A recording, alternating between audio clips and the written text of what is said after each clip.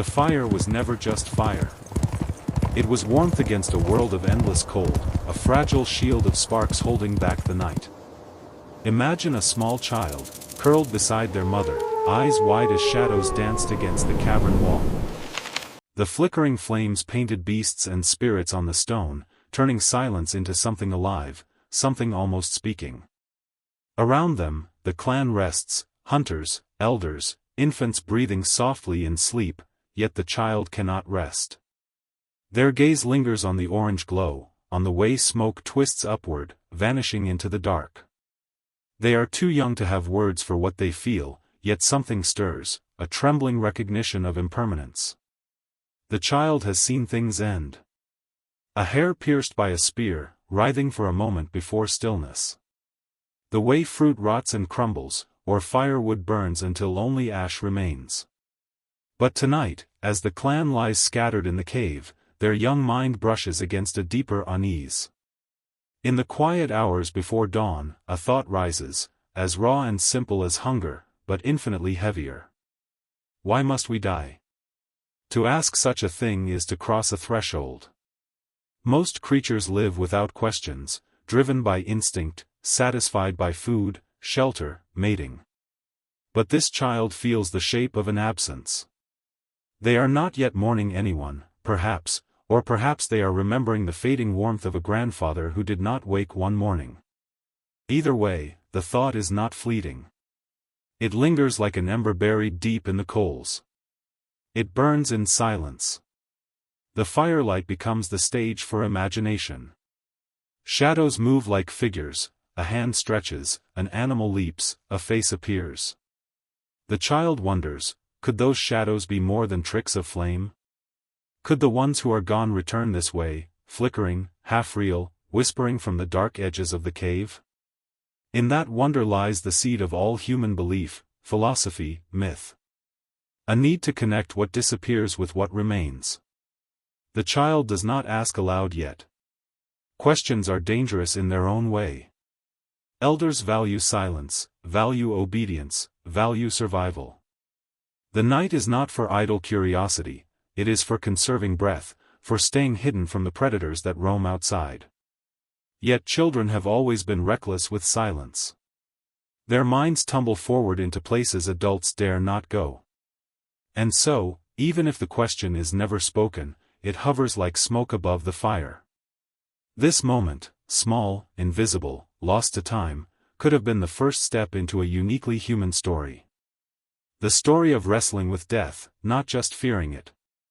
Every tribe, every people that followed, would tell their children tales about where the dead go, how they walk among stars, how their spirits linger in rivers and stones.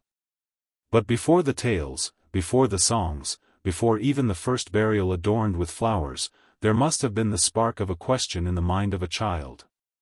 It is almost unbearable to imagine. What did the child feel, their heart racing in the dark? Did they look at their sleeping mother and wonder if one day she too would fall still? Did they look at their own small hands and sense, without words, that they too were temporary? Or perhaps the question rose not from fear, but from awe, awe at the fire's endless hunger, awe at the stars, awe at the fact that things vanish and yet the world goes on. The fire crackles. Sparks rise and vanish. Each ember flares brightly, then fades. For the child, this rhythm becomes a teacher. Nothing stays forever, but for a moment, it burns. This lesson, learned at the feet of fire, is written into our species. Long before scrolls, long before books, even long before language fully formed, the flames taught us about mortality.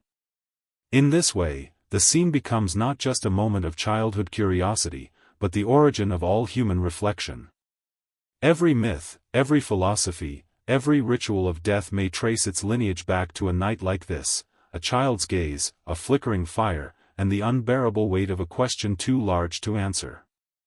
And so, as the child finally drifts into sleep, the question does not die. It travels. It slips into the dreams of those who would follow. It hides in the caves where bodies would be laid to rest. It sings in the chants carried by mourners. It shines in the stars that generations after would point toward and call home for the dead. The question becomes immortal, even though those who ask it never are. Why must we die? The fire does not answer. The night does not answer. Yet the asking itself changes everything. Death was not an idea to our ancestors. It was an event, sudden, devastating, undeniable. To understand the weight of the first child's question, we must imagine not theory but presence, a body that once breathed, now motionless. A figure who was once warm and speaking, now cold and silent. For early humans, this confrontation was raw. No books explained it. No rituals softened it. Death was a fact, and the first corpse a loved one held in stillness was a revelation too great to ignore. Picture the small community gathered inside a shallow cave, or beneath a canopy of branches. A woman, frail with age or sickness, lies still on a bed of leaves.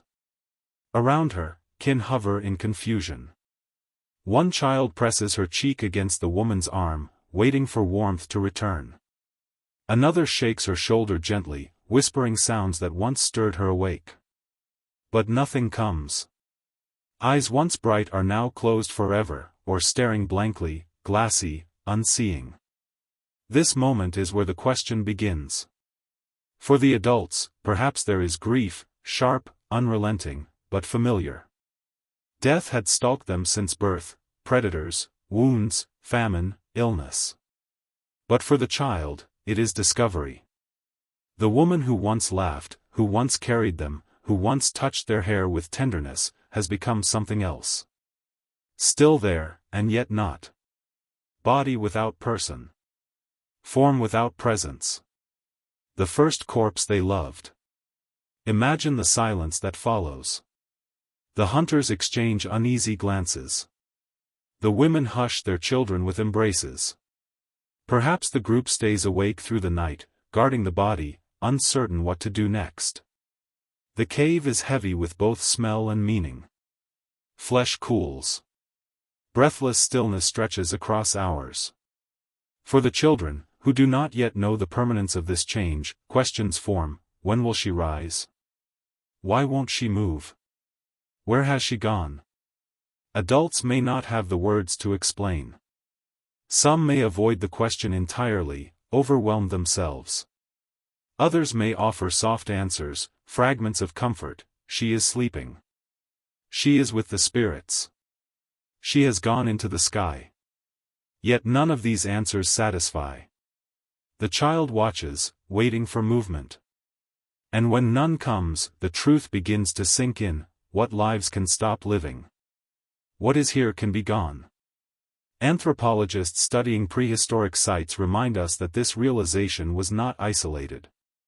It was the turning point for entire cultures.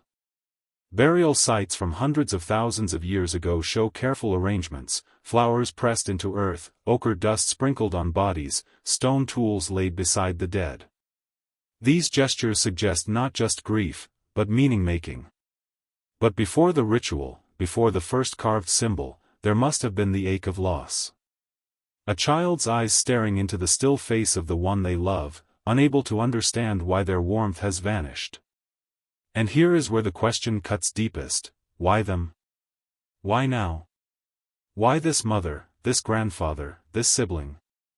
In the mind of a child, fairness has not yet shattered.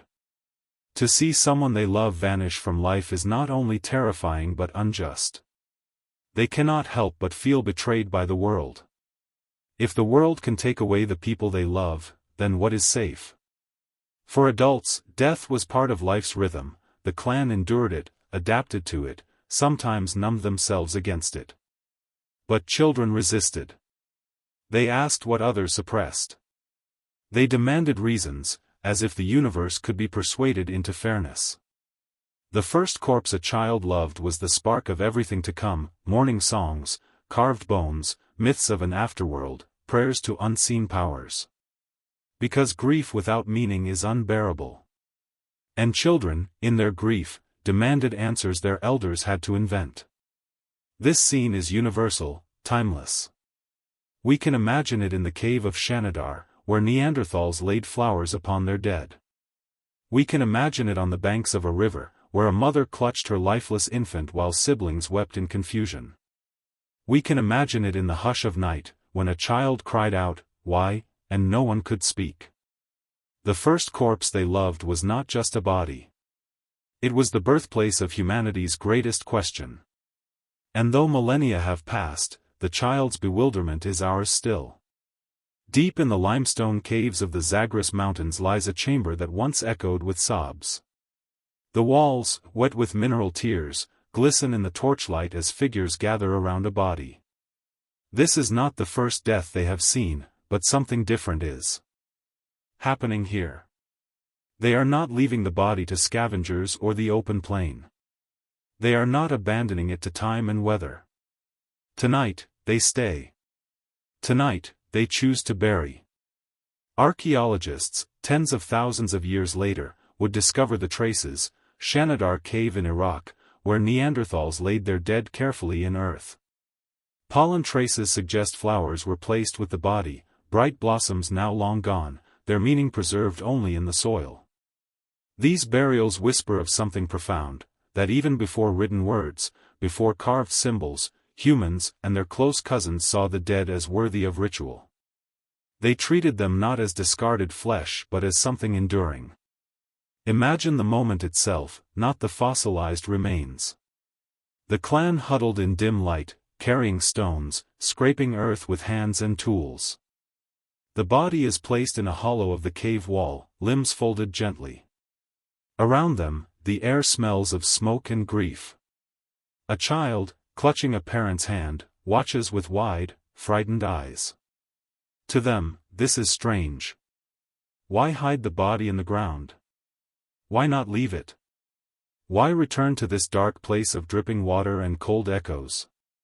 The adults move with careful hands. They tuck flowers near the head, scatter ochre, perhaps hum low sounds that ripple through the stone. For the child, this is memory being made, the dead are not forgotten. They are marked, protected, honored. And though the child does not yet understand, they are witnessing the dawn of something greater than instinct, the birth of ritual. Burial is not practical. It takes time, energy, resources. In a world where survival demanded every ounce of strength, why spend hours digging into earth, carrying stones, arranging the body? Unless the act itself carried meaning. Unless the body was not just matter, but a vessel for memory, for spirit, for something invisible. Burial in caves hints at this. Darkness was not just absence of light, it was mystery, womb-like, eternal.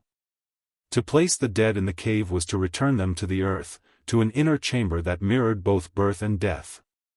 For the child, questions would multiply. Where do they go? Are they still near? Will they return? When will we see them again? Perhaps the adults, moved by the child's desperation, offered soft replies. They have gone into the stone.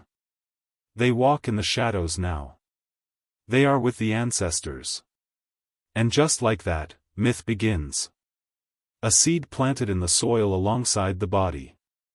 The cave itself becomes transformed. It is no longer only a shelter but a threshold. Entering it means walking closer to the dead, whispering to them, remembering them. And each time the child passes its mouth, they will feel the memory of that night, the image of the buried one beneath layers of earth. The child's question, why must we die? Echoes louder in this setting, because the adults, in their own silence, are saying, death must mean something, or we would not do this. Shanidar is not alone. From the caves of Europe to the plains of Africa, burial sites emerge across prehistory. Evidence of ochre, beads, tools, and careful arrangement speak to a shared impulse. And always, we can imagine children present, watching, asking. Their grief sharper, their curiosity fiercer. Their presence ensured that the act of burial was not just about grief but about continuity, passing on memory, passing on ritual. The Cave of Shadows thus becomes the first cathedral. Its walls are not painted with icons yet, but the act of burial itself is sacred. The flicker of firelight on the stone transforms into something more than light, it is a bridge between the living and the dead. And so, as the child leaves the cave that night, hands still trembling in their parents' grip, the question is not answered. But it has been given shape. Death is no longer only absence. It is now ritual, symbol, a story told in flowers and stone. The child will not forget. None of us have forgotten. The fire is lower now, embers glowing, hunters sitting close to one another as the cold night presses in. Their spears lean against the wall, their bodies heavy with the fatigue of the day's chase. The children gather in the circle too, their small eyes shining with reflected light. It is in these moments, when danger is pushed back by fire and bellies are warmed with meat, that stories are told. But sometimes, it is the children who speak first. One such child, restless and unable to sleep, looks into the flames and asks the words that unsettle even the strongest of hunters: why do we die? The voice is high and small, but it cuts through the silence like a spear. The hunters glance at one another. The elders shift uncomfortably. They know how to bring down an aurochs, how to track a mammoth across frozen plains, how to survive a storm, but not how to tame this question. And yet, the child persists. Children always persist. They pull at truths, dig at mysteries, demand answers where adults have only silence. It is possible, even likely, that some of the earliest myths, the earliest stories of spirit and afterlife, were born not from the solemn reflections of elders but from the sharp, unrelenting curiosity of the young. Imagine how the adults might have responded. One hunter, perhaps, points to the fire. He says that as the wood burns, it changes, from solid to smoke, from flame to ash. Maybe life is like that, he suggests, a spark that burns, then drifts away into the air. Another, less poetic, shrugs and tells the child to sleep, muttering that questions like that invite bad spirits. But maybe a mother, softer in tone, points to the stars above the cave mouth. When we die, she tells the child, we go there. We join the hunters in the sky. And with that sentence, a mythology takes root. For the child, these answers are not enough, but they are something. They shape dreams, they shape the way fear transforms into story. When the hunters return from the plains, they do not only tell tales of strength and bravery. They also repeat these answers, polishing them, weaving them into stories the whole group can share. And around the fire, night after night, the children's questions shape the rhythm of the clan's imagination. Consider how powerful this is. Survival knowledge is vital, yes, knowing which berries are safe, which tracks lead to prey. But just as vital is this other inheritance, the inheritance of story, of explanation. Children demand to know why, and so adults invent reasons. Those reasons are retold, carried across generations, embedded into chants and rituals. And in this way, a child's question becomes the seed of culture itself. The fire crackles. Shadows dance on the walls of the cave. The hunters lean back, listening as the elder repeats a tale, of a great beast who died but returned as thunder, of ancestors whose voices ride the wind, of a river beyond the mountains where souls gather. The story may not be true, but it soothes the child's trembling.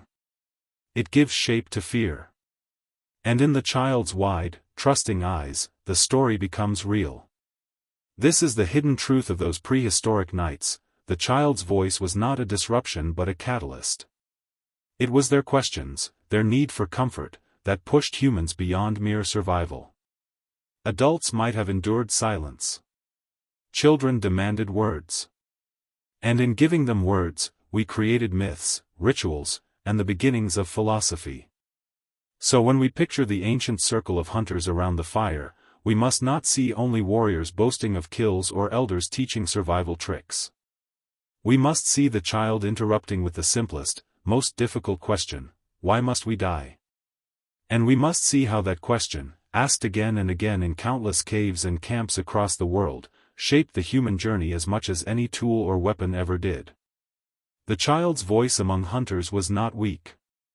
It was the spark that ignited culture. It was the sound of humanity turning inward, trying to explain the unexplainable.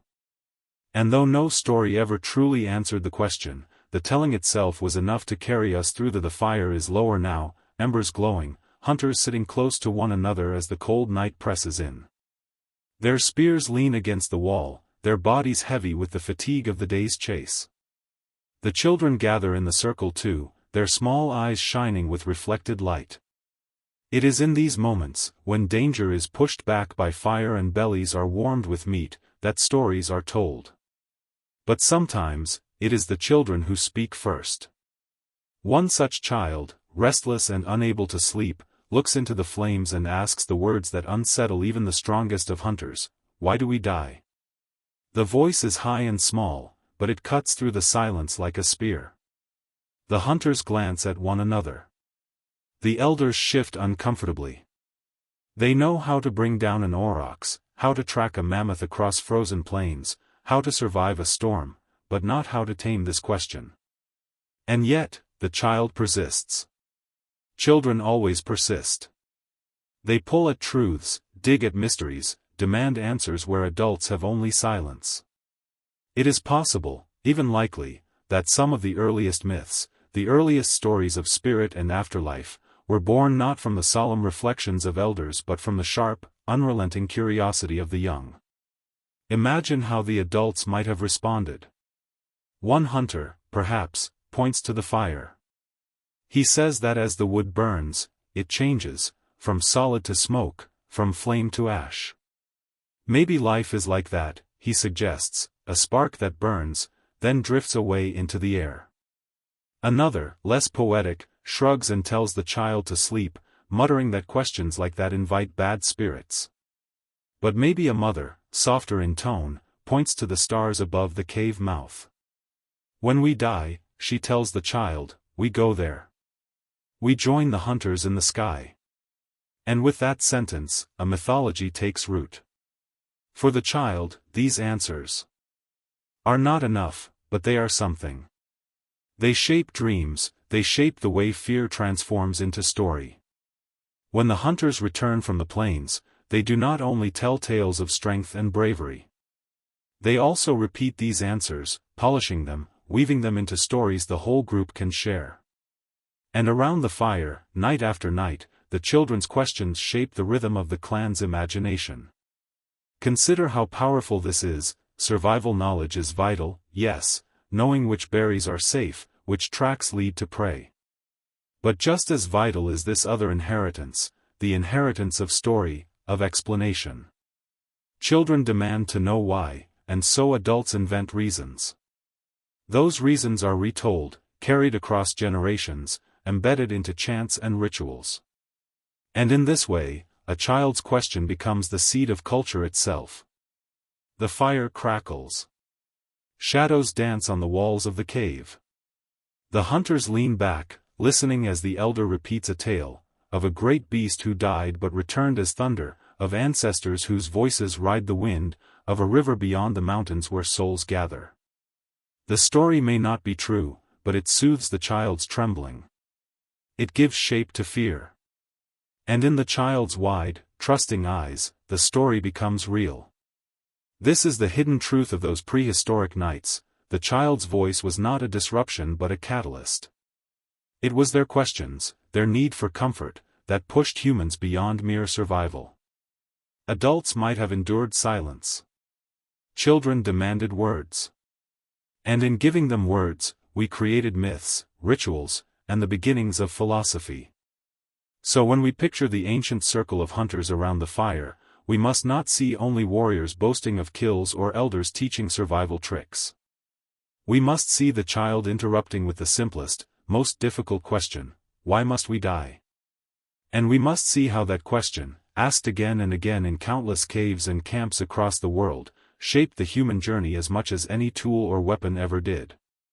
The child's voice among hunters was not weak. It was the spark that ignited culture. It was the sound of humanity turning inward, trying to explain the unexplainable. And though no story ever truly answered the question, the telling itself was enough to carry us through the darkness. Darkness. There is a moment so simple, so ordinary, and yet so devastating that it must have shaken the hearts of our earliest ancestors. A body lies still. Someone leans close, waiting for the rise and fall of the chest, the faint sound of air moving through nostrils, the warmth of life passing from lungs to world. But the movement never comes. The breath is gone.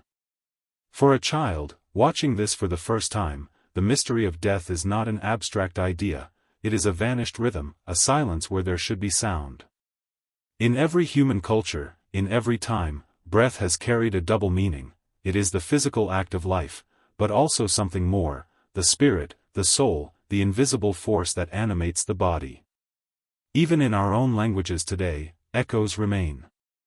The Latin spiritus means both breath and spirit.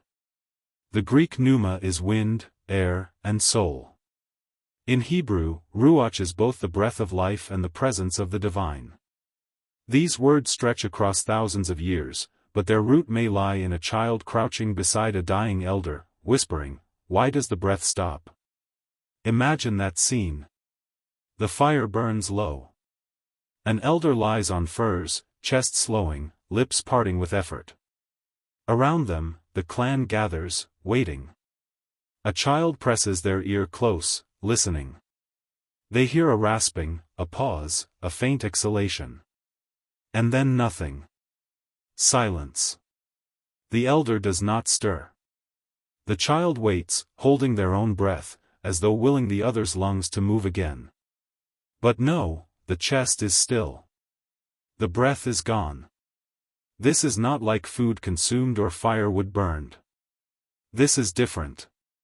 The body remains, intact, warm at first. The hands that once carried, the voice that once soothed, all still there. But whatever animated them has slipped away, unseen. The breath that vanishes leaves behind not just a corpse, but a question: where did it go? For the child, this mystery could not be ignored. They would have felt the invisible presence of air around them, the way wind rushed through trees, the way their own lungs filled and emptied. Air was invisible, untouchable, yet powerful. It could cool, it could howl, it could carry sense across distance. How natural, then, to connect breath with spirit. To believe that when someone dies, their breath, their essence, leaves the body and drifts away, joining wind and storm. Perhaps the clan even tried to capture it. Some might have leaned close to the mouth of the dying, as if to catch the last exhale. Others may have believed that breath lingered nearby, unseen, and whispered softly to call it back. When the attempts failed, grief deepened, but so did imagination. If the breath does not stay, it must go somewhere. And so began the idea of spirits journeying beyond. The child, with their innocent persistence, may have asked questions the adults could not escape. Where is his breath now? Is it hiding in the cave? Has it gone into the fire? Will it return tomorrow? The adults, pressed to comfort, shaped answers into stories. They pointed to the wind rushing through the mountains. That is him. That is where the breath goes. They pointed to the stars. He has joined the sky. In soothing the child, they soothed themselves. Across cultures, across millennia, this belief endured. Among many peoples, life was described as a flame kindled by breath, extinguished at death. Among others, it was a loan from the sky, returned when our time was over. But at its heart, the origin was simple, a child noticing that life is the sound of air moving, and that death is the silence when it stops. Breath is ephemeral. You cannot hold it in your hand, cannot see it leave the mouth, except perhaps as steam in winter air. And yet it is everything. To lose it is to lose all. This paradox, something invisible holding the greatest power, is perhaps the first true spiritual mystery humans encountered. The breath that vanishes is not just the body's end, it is the beginning of wonder. It teaches that the most important things may be unseen. It teaches that life is fragile, borrowed, fleeting. And in the eyes of a child, leaning over a still chest, it becomes the first proof of another world. For if breath can vanish, perhaps it goes somewhere else. Perhaps nothing is ever truly lost. And so, as that child gazes at the lifeless form, the silence around them heavier than stone, the question sharpens once again: why must we die? The breath does not return. But the wonder it leaves behind becomes a story, a belief, a spark that carries forward through generations. From the very beginning, children learned about death not only through the people they loved, but through the animals that sustained their clans. The hunt was not just survival, it was a theater of mortality, played out again and again in blood and silence. A child might have crouched at the edge of a clearing, peeking from behind tall grass, watching as hunters drove a deer into a trap. The shouts, the spears, the chase, and then, at last, the collapse. The animal thrashes, its breath ragged, its eyes wide with fear. And then, suddenly, nothing. Stillness. For the child, this was one of the first lessons in the harsh symmetry of the world: life is taken so that life may continue. The meat feeds the clan, the hide warms the body, the bones sharpen into tools. But the animal, once vibrant, never rises again. No matter how long they wait, the deer does not return. No one whispers that it sleeps. The child learns quickly that the hunt ends with finality. And yet, in that finality, there is also a question. If the animal's breath vanishes like a person's, where does it go? If the hunters must speak to the body, thanking it, singing to it, is there something within the animal that hears? In many ancient cultures, children would grow up hearing that the spirits of animals lived on, in rivers, in stars, in dreams. But in the earliest times, before myth hardened into tradition, the child's wonder was raw and trembling. They saw the wound, the blood, the death. They saw that no matter how lovingly the hide was stretched or the bones carved, the animal itself was gone. Imagine the confusion. The child, gnawing on roasted meat, may pause, remembering the deer's eyes, wide and alive only hours before. They may ask their mother, why does it not come back? Where has it gone? The mother, weary from hunger and grief, may only gesture to the fire, to the smoke rising upward. It is gone there, she might say, though she does not truly know. Or perhaps she tells a softer story: it runs now in the great plain beyond the hills, where no spear can touch it. And so, again, the child's questions birth myth.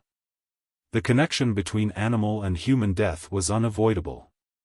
Both breathe, both bleed, both stiffen when life leaves them. For children, the line between them was thin. They stroked the fur, felt the warmth fading. They recognized in the animal's stillness the same stillness they would one day see in their kin. Death was universal, and the hunt made that truth impossible to ignore. In time, entire belief systems grew from this. Many early societies came to see the hunt as sacred, not just practical. Rituals were performed before and after, gestures of apology and reverence. Children were taught to respect the animals, not only because it ensured survival, but because it acknowledged the mystery of what was lost. If animals do not return, then humans too may not return. The lesson was clear, even if terrifying. For the child, this realization carried both awe and sorrow. To eat was to destroy. To live was to take. And with each hunt, the question deepened: why must all living things fall still? Why must the deer, the bird, the fish, and eventually, the mother, the father, the elder, vanish from the world? Perhaps it was the children who first insisted that animals must have spirits, that the deer ran again in invisible fields, that the fish swam again in unseen waters. Adults may have crafted these stories to ease their young ones' grief, but the children were the first to demand them. Without such stories, the silence after the hunt would have been unbearable. The animals who do not return left behind more than bones and meat. They left behind the first metaphors for human death. In their stillness, children recognized the future of all life. And so, each kill was not only a meal, but a lesson, harsh, unavoidable, and eternal. By the glow of the fire, as roasted meat passed from hand to hand, the child stared into the flames and remembered the deer's final cry. They chewed in silence, their small voice trembling with questions too heavy for the night. And though no one could answer them, the questions stayed, carried like embers in the heart. Why must they not return? Why must we not return? A mother's grief was one of the earliest mirrors through which children learned the depth of death. In the prehistoric world, where hunger, disease, and danger shadowed every day, loss was not an occasional visitor but a constant presence. For a child, watching their mother's face after the death of an infant sibling, or after the passing of a grandmother, was to witness sorrow made flesh. The mother, once the source of warmth and laughter, would become quieter, slower, her eyes turned inward. The change was unmistakable. Children may not have had words for grief, but they felt its weight in the silences that stretched across the hearth. They saw how their mother's hands, which once stroked their hair with gentle rhythm, now trembled when they worked. They felt how her body seemed colder at night, when she turned away instead of holding them close.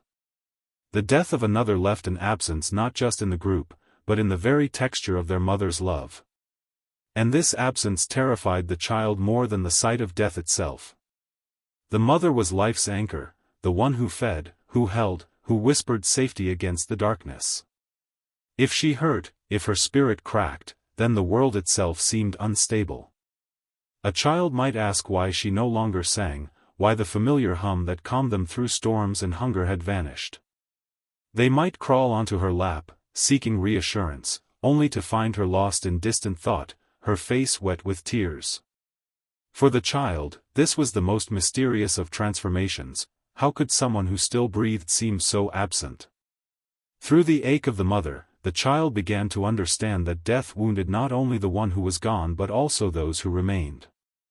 They realized that absence rippled outward, changing the living in ways both visible and invisible. The loss of a sibling left the mother's arms empty, her milk unused, her lullabies stranded in her throat. The loss of an elder stole her guidance and comfort, leaving her adrift. For the child, the lesson was devastating. Death did not simply end a life, it fractured the living. And yet, in this sorrow, something else began to take shape. The child learned tenderness. They saw that when the mother wept, others gathered around her, holding her, whispering words, placing hands on her shoulders. They saw the hunters bring her food, the women share work to ease her burden. Grief, though isolating, also drew the community together. The child began to grasp that love and death were intertwined, that sorrow was proof of deep connection, and that to care was to suffer when the cared for was gone. It was in the mother's ache that the seeds of ritual and compassion were sown. Perhaps the first ceremonies for the dead were born not from fear of what lay beyond, but from the sight of grief in a mother's eyes.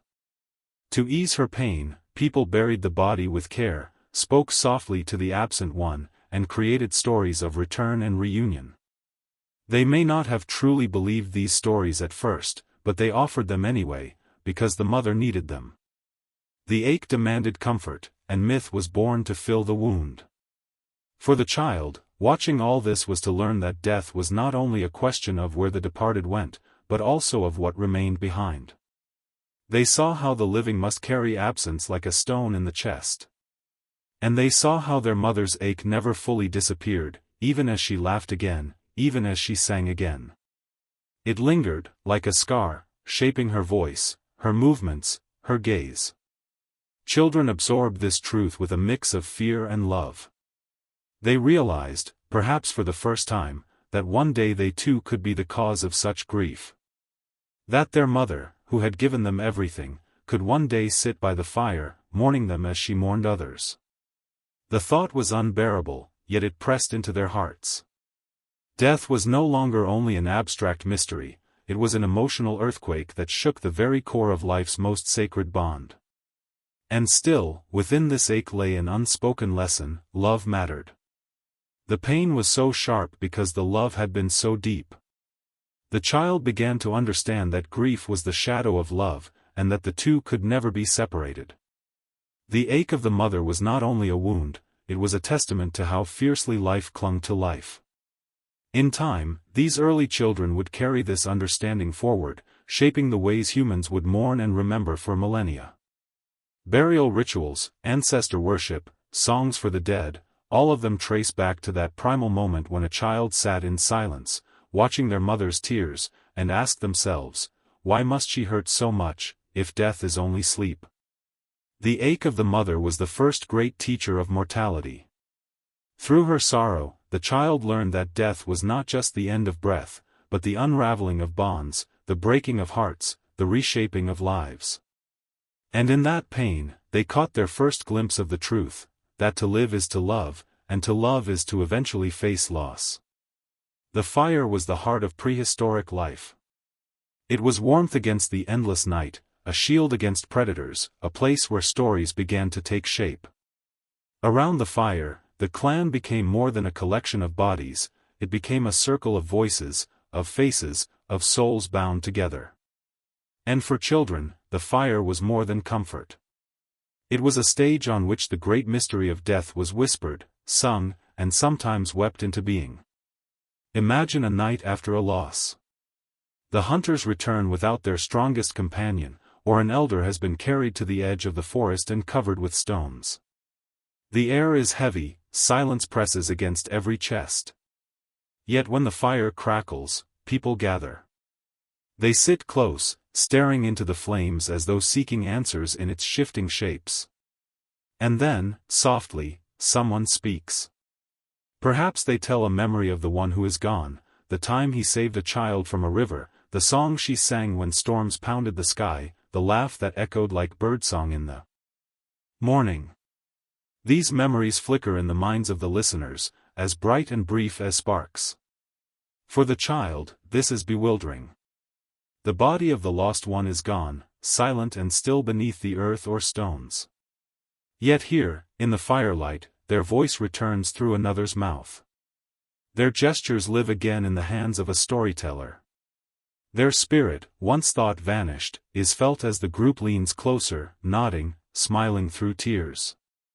It is the first lesson in immortality, not of flesh, but of memory. The dead, though absent, still breathe within the words of the living. Children would have sat in rapt silence, their wide eyes reflecting the fire. They learned that the flames could hold echoes, that the lost could be summoned not through magic, but through remembrance.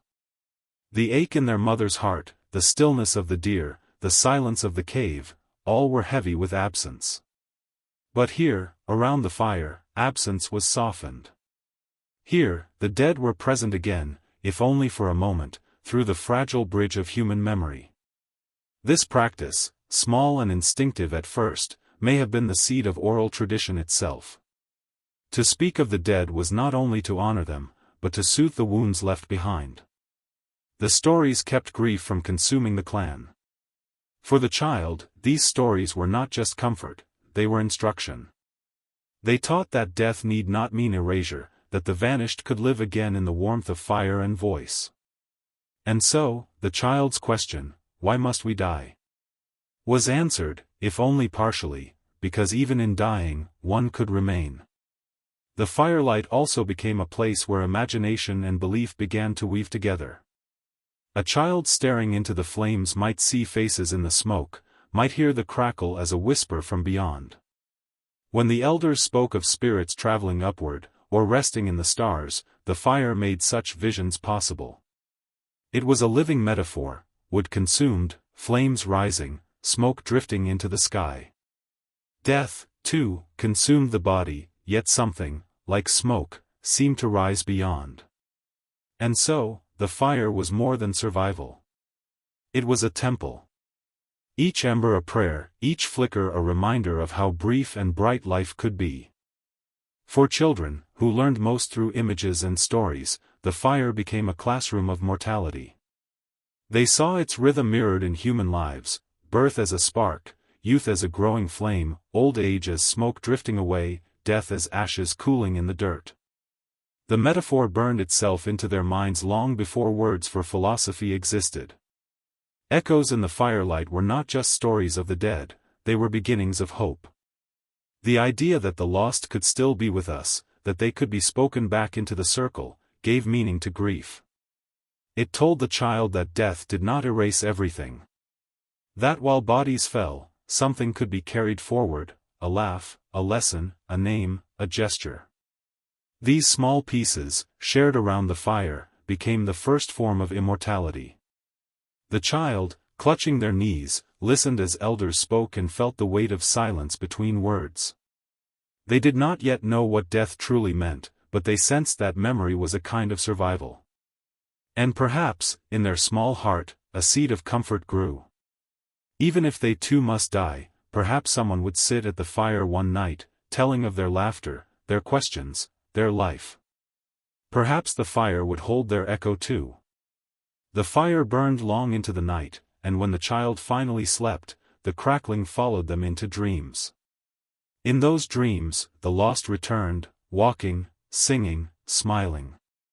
And though morning would break with the same absence, the child carried something new, the belief that as long as voices spoke and flames burned, no one was ever entirely gone. There came a moment in human history when the dead were no longer left where they fell. Before this change, bodies might have been abandoned to the elements, to scavengers, to the indifferent earth. But something shifted in the hearts of early people. They began to gather the bodies of their dead, to place them in pits or caves, to cover them with soil, stones, or branches. The first graves marked a turning point, not just in ritual, but in the human imagination. For the first time, the living said to the dead, "You still matter." Children would have watched these moments with wide eyes, their minds filled with both confusion and awe. They saw the body, once a laughing, breathing, living presence, now laid carefully on the ground, hands folded, sometimes curled as if in sleep. They saw the adults place food beside the body, a tool, a shell, a bead, sometimes even a flower. Why, the child wondered, would these things be given to someone who could no longer eat or hold? Why spend precious objects on the unmoving form? Perhaps the mother would answer softly, "They may need it where they are going." Perhaps an elder would say nothing at all, their silence itself an answer. For the child, this was the first glimpse of belief as a communal act. It was not enough for one heart to wonder about the fate of the dead, now, the whole clan moved together in a gesture of reverence. The first graves were not only for the ones who had passed, they were also for the living, who needed to believe that absence could be softened by care. Imagine a night after such a burial. The fire still flickers, and the child lies awake, thinking of the pit where their sibling or grandparent now rests. The earth is heavy over the body, the air quiet above it. And yet, something inside the child whispers, "They are not gone entirely." The act of burial gives weight to this whisper. If the dead are covered, if they are honored, then perhaps they continue in some unseen way. Perhaps the food, the beads, the flowers are not wasted, but received. Archaeologists have uncovered graves tens of thousands of years old, filled with red ochre, ornaments, and careful positioning of bodies. These discoveries reveal that even our earliest ancestors carried this instinct. To decorate, to adorn, to provide, it was all a way of saying, "The dead are not nothing. They are part of us still." And for the child, these burials were lessons written in soil and stone, beyond creativity, the legacy of wonder. Instilled moral and ethical insight. Observing life and death, participating in rituals, and hearing stories taught children to value empathy, kindness, and responsibility. The child who learns to honor memory understands the interconnectedness of life, the weight of actions, and the importance of nurturing both community and self. Wonder became a guide, shaping behavior and encouraging humans to live deliberately, to care for one another, and to recognize that every life leaves an imprint. This legacy is also philosophical. The question of mortality compels humans to confront uncertainty, to examine existence, and to seek answers that may never be fully attainable. In this pursuit, humanity has developed reflective thinking, moral reasoning, and conceptual frameworks that explore not only life and death but purpose, meaning, and the nature of consciousness. The child's first question is therefore not only historical but foundational. It marks the moment when curiosity transformed into philosophy, and wonder became a tool for understanding the world. Across time, cultures, and geographies, this legacy manifests in countless ways. From the intricate rituals of indigenous peoples to the solemn observances of modern societies, the impulse to ask, reflect, and honor persists. Children continue to ask questions that challenge the understanding of their elders, pushing humanity to reconsider, reinterpret, and refine its comprehension of life, death, and meaning. The legacy of wonder is living, dynamic, and eternal. It is carried in every thoughtful glance, every whispered memory, every story told beside fire or under starlit skies. Yet wonder is not only about questioning, it is also about presence. The child who contemplates mortality, who notices shadows, who listens to silence, learns to inhabit each moment fully. They learn to treasure fleeting experiences, to feel deeply, and to recognize the profound beauty in ordinary life. In doing so, humans develop resilience, empathy, and an appreciation for the delicate balance of existence. The legacy of wonder teaches that life, though impermanent, is intensely meaningful when observed with awareness and care. In the grand tapestry of human history, this legacy unites past, present, and future. It links the first child who asked about death with every thinker, storyteller, and mourner who has followed. It bridges the silent grief of early humans with the reflective contemplation of modern society. It connects ritual, art, philosophy, and ethics, demonstrating that all human culture, at its core, emerges from the need to understand, honor, and find beauty in the finite nature of life. Ultimately, the legacy of wonder reminds us that mortality, though inevitable, is not the end of meaning. The act of asking, of observing, of remembering, and of imagining transforms impermanence into insight, fear into reflection, grief into connection. It is a legacy that empowers each generation to live fully, to honor the past, and to cultivate the capacity for empathy, imagination, and awe. The child's question echoes still, not as a final inquiry but as a perpetual invitation, to notice, to wonder, and to find meaning in the luminous and fleeting journey of existence.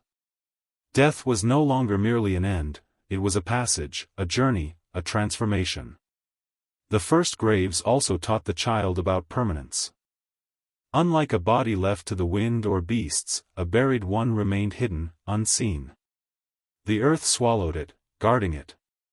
Children may have returned to these spots, placing small stones or sticks, whispering names into the air. They learned that memory could be anchored to a place. A grave was not just soil, it was a map of remembrance. This was also the moment when death entered time itself. Before, the dead simply vanished.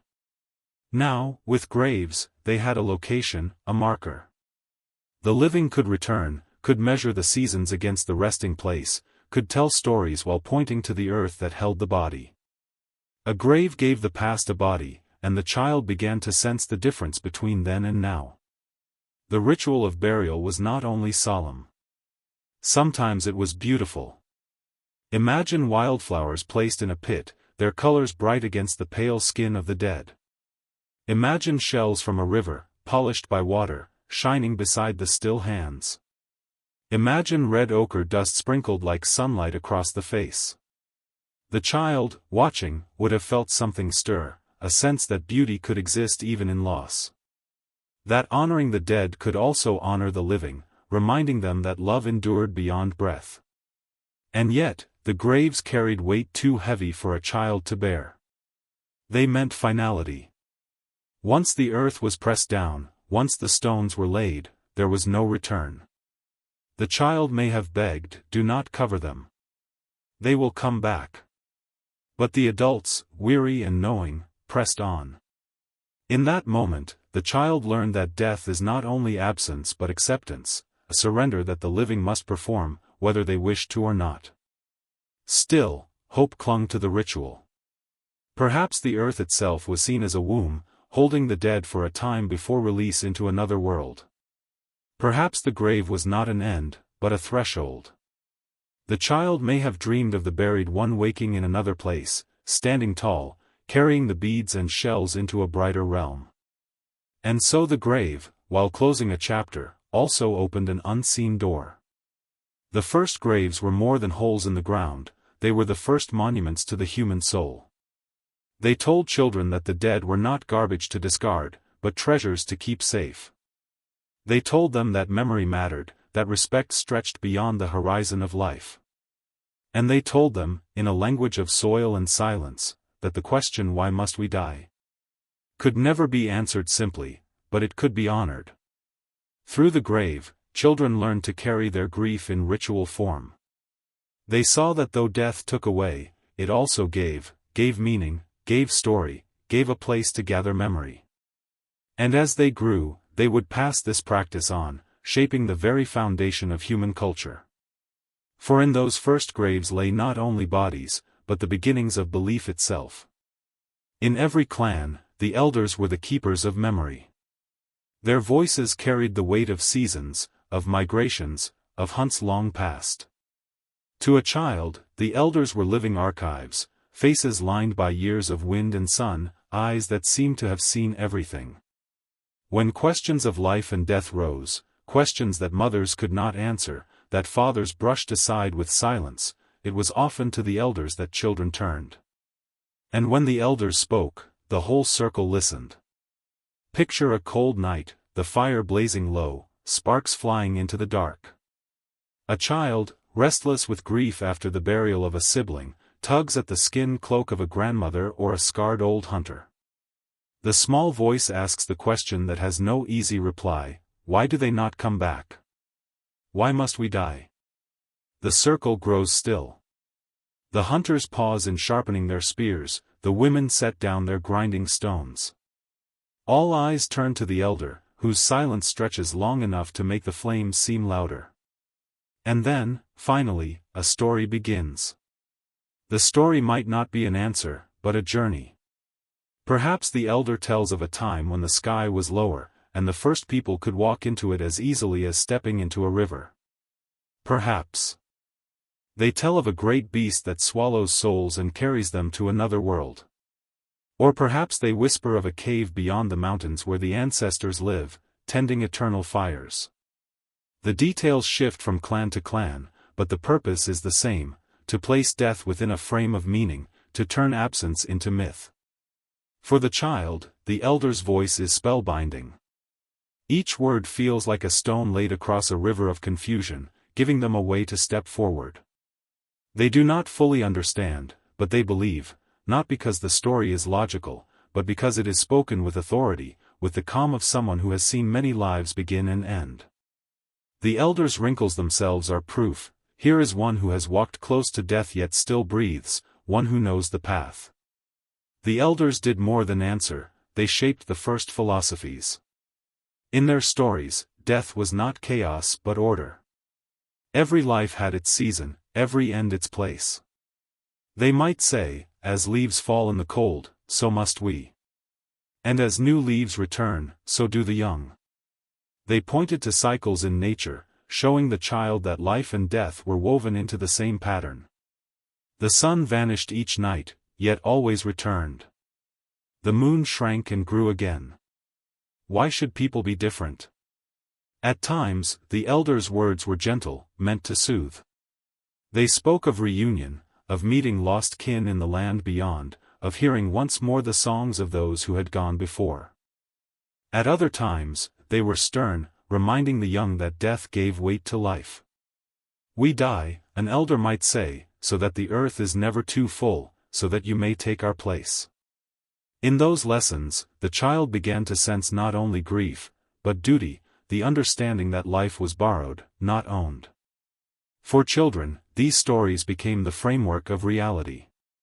They carried them into sleep, dreaming of rivers that led to stars, of caves filled with firelit ancestors, of spirits that rode the wind. And when they woke, the world itself seemed charged with mystery. A bird in flight, a shadow in the grass, the face of the moon, all were echoes of the elders' tales. Death was no longer only an absence, it was a doorway, and the elders were the ones who kept its key. But there was another layer to their role. Elders were not only storytellers, they were living reminders of what awaited all. Children watched their hair whiten, their steps slow, their hands tremble. They saw how age carved away strength, how breath grew shorter. They knew that soon, the elder too would vanish into silence. And this gave the elders' words a special gravity. Every lesson, every story, carried the weight of someone who stood on the threshold. When the elder spoke, it was as if the voice came from both sides of life and death. The child's fear softened in these moments. Even if the elder's words could not erase the terror of mortality, they gave it shape, and shapes are easier to face than shadows. In the elder's stories, death became part of a vast pattern, frightening, yes, but not meaningless. The child could rest their heart on that thought, like resting against the curve of a stone wall. Over time, these fireside teachings became the roots of religion, of philosophy, of cultural memory itself. What began as a trembling child's question, "Why must we die?" became the foundation of human thought, carried on the voices of elders who refused to let silence be the only answer. For the children, those nights would never be forgotten. Long after the elder had passed, their words remained, repeated in whispers, carved in memory. Around every fire, through every generation, the stories returned like sparks rising to the stars.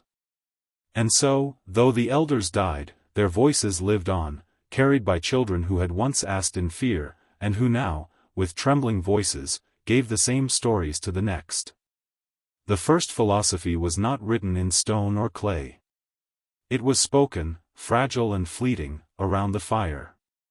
And yet it endured, because when the elders spoke, the world itself seemed to listen. The cave was more than shelter. For early humans, it was a womb of stone, a place that swallowed the light, muffled the wind, and seemed to hold secrets older than memory. By day it was protection from storms and predators, but by night, when the fire burned low and shadows stretched across the walls, the cave became something else entirely. It became a place of silence so deep that it seemed to breathe. And in that silence, children often confronted the mystery of death with a raw and trembling awareness. Imagine a child wandering deeper into the cave, past the circle of fire, into the cold chambers where light barely reached. Their small hands trail against damp stone, their ears filled with the faint drip of water. Every step feels heavier, and the air itself grows thicker. For them, the silence is not empty, it is alive. It presses on their chest, fills their ears, and makes the hairs on their arms stand on end. In that silence, they may feel the presence of those who are gone. Perhaps they believe their grandmother's breath still lingers in the dark, or that the souls of animals slain in the hunt move silently in the shadows. Adults may have brought bodies into caves as well, laying them deep inside, beyond where the sun could ever touch. In such cases, the silence became permanent, a place where the living left the dead and then retreated. For the child, to know that their kin rested in the dark chambers was terrifying. They might ask themselves, do they hear us still? Do they see us? Are they waiting? The silence of the cave did not answer, but in its refusal it seemed to confirm that something was indeed hidden there. And then there were the paintings. On walls of stone, by flickering torchlight, early hands drew animals, shapes, spirals, handprints. Some of these images were made in chambers so deep that no practical reason explained them. Why go so far into the dark, carrying fire, risking collapse or confusion, just to leave an image? Perhaps, to the people of that time, the cave was the threshold, the boundary between the world of the living and the mystery of what lay beyond. The paintings may have been offerings, messages, or attempts to capture the fleeting spark of life before it vanished. Children, standing in those chambers, must have been struck by awe. They saw the glowing red of ochre, the black of charcoal, animals leaping and running across stone as if alive. And yet, the silence around them remained unbroken. To see movement captured in stillness, life frozen on walls that echoed with death, was to feel the paradox of existence itself. The child may have whispered to themselves, if life can be drawn here, can death be drawn away? The silence of the cave taught something essential, that the world holds spaces where answers will not come. Unlike the elders' stories or the fire's warmth, the cave offered no comfort, no explanation. Its silence was absolute. The child, sitting in the dark, may have felt both fear and wonder, the sense that they were touching something beyond understanding. And yet, in that silence, questions grew louder in the heart. Perhaps the first rituals of meditation were born here, in these caves. People may have sat for long hours, surrounded by darkness, listening to the beat of their own hearts, the rush of their own breath. In such solitude, they confronted the same silence that follows death. A child, peeking in on such moments, may not have understood the purpose, but they sensed it. To sit with the silence was to face mortality itself. For children, the cave also embodied contradiction. By day it was protection, by night it became a reminder of loss. It was the place where life gathered and the place where death was hidden. It was warmth and terror, cradle and tomb. The silence was unbearable, yet sacred. To grow up in such a place was to learn that the world itself was double-faced, life and death intertwined, inseparable, carved into stone. And when the child left the cave and returned to the open air, they carried that silence with them. Even under the wide sky, surrounded by birdsong and wind, they could still feel the weight of the dark chamber pressing on their heart. It was a memory of absence, a lesson in humility. The silence of the cave had told them, without words, there are mysteries you will never solve. There are questions you will never answer. Death is one of them. Yet paradoxically, it was this very silence that gave rise to expression. Because the cave would not answer, humans filled its walls with color, with shapes, with stories. Because the silence was unbearable, they broke it with song, with drums, with chants that echoed off the stone. For the child, the cave became not only a symbol of death, but of the human refusal to surrender to it entirely. Even when faced with silence, people spoke back. The first philosophy of mortality was not only in words, not only in burials or firelight. It was also in the silence of the cave, in that heavy, endless stillness that forced children and adults alike to confront what it meant to vanish. And though it gave no answers, it carved into the human spirit the determination to keep asking, to keep painting, to keep telling stories in defiance of the dark. The cave was silence. But from that silence, the first voices of meaning were born. Night was not just a time of rest for early humans. For children, the coming of night was both a relief and a burden. The fire dimmed, elders' voices softened, and the body gave way to exhaustion after long days of running, gathering, or playing. But when the eyes closed and the body fell still, another world opened, a world of dreams. In these dreams, the boundary between the living and the dead often dissolved, and for children, it was perhaps their most intimate encounter with those who were gone. Imagine a child who had recently lost a parent or sibling. By day, the absence was sharp, a physical ache, a hole in the circle around the fire. Yet by night, in the world of sleep, the departed could return. The child might see their mother's face, hear her voice, feel her hand stroking their hair. In the dream, the separation was healed. The person who was lost walked beside them again, whole and alive. To wake from such a dream was to feel both comfort and anguish, comfort in having touched them again, anguish in realizing they were gone once more. For children, such experiences must have been profoundly confusing. What did it mean that the dead could appear in dreams? Did it mean they were not truly gone? Did sleep open a door into another world, one where the departed continued to live? Perhaps children asked their elders these questions. And perhaps the elders themselves were uncertain, caught between the evidence of loss and the undeniable vividness of dreams. What they likely knew was that dreams carried weight, they were not dismissed as illusions, but embraced as messages, visions, even journeys of the soul. In this way, the child's grieving mind found a strange kind of survival. They learned that although death took someone from the waking world, it could not entirely erase them.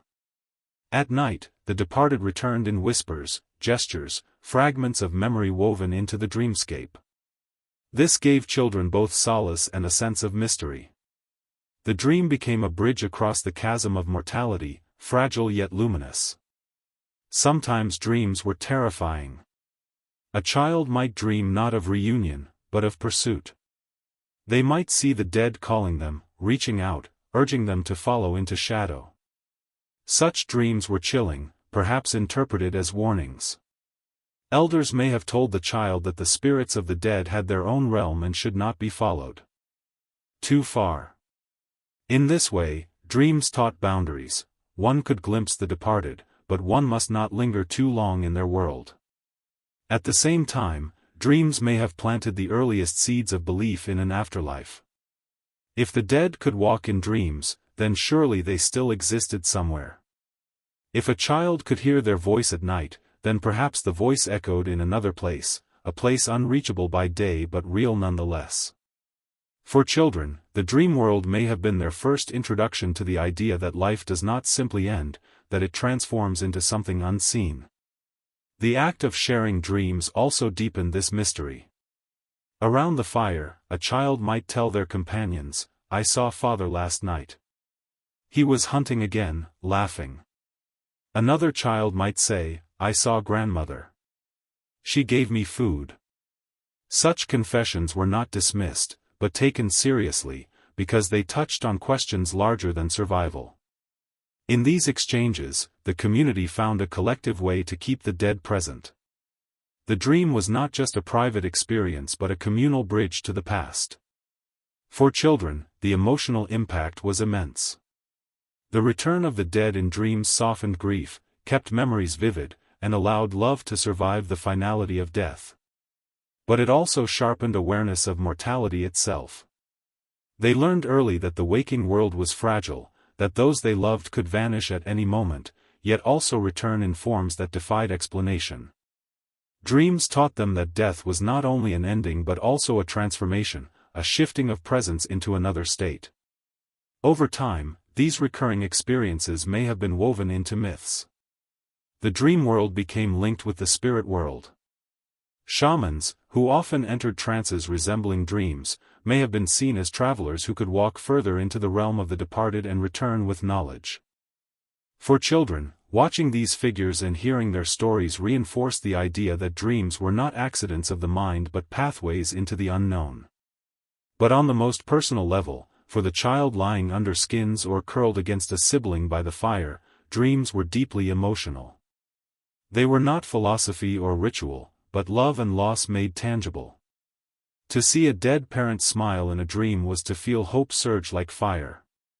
To see them turn and fade into shadow was to feel the weight of mortality press harder on the heart. Dreams made death both more bearable and more haunting, both more distant and more near. In this way, dreams of the departed shaped the earliest understanding of mortality. They taught that the dead were not fully gone, that memory could return in visions as vivid as life. They taught that the line between life and death was not solid but shifting, sometimes blurred in the stillness of night.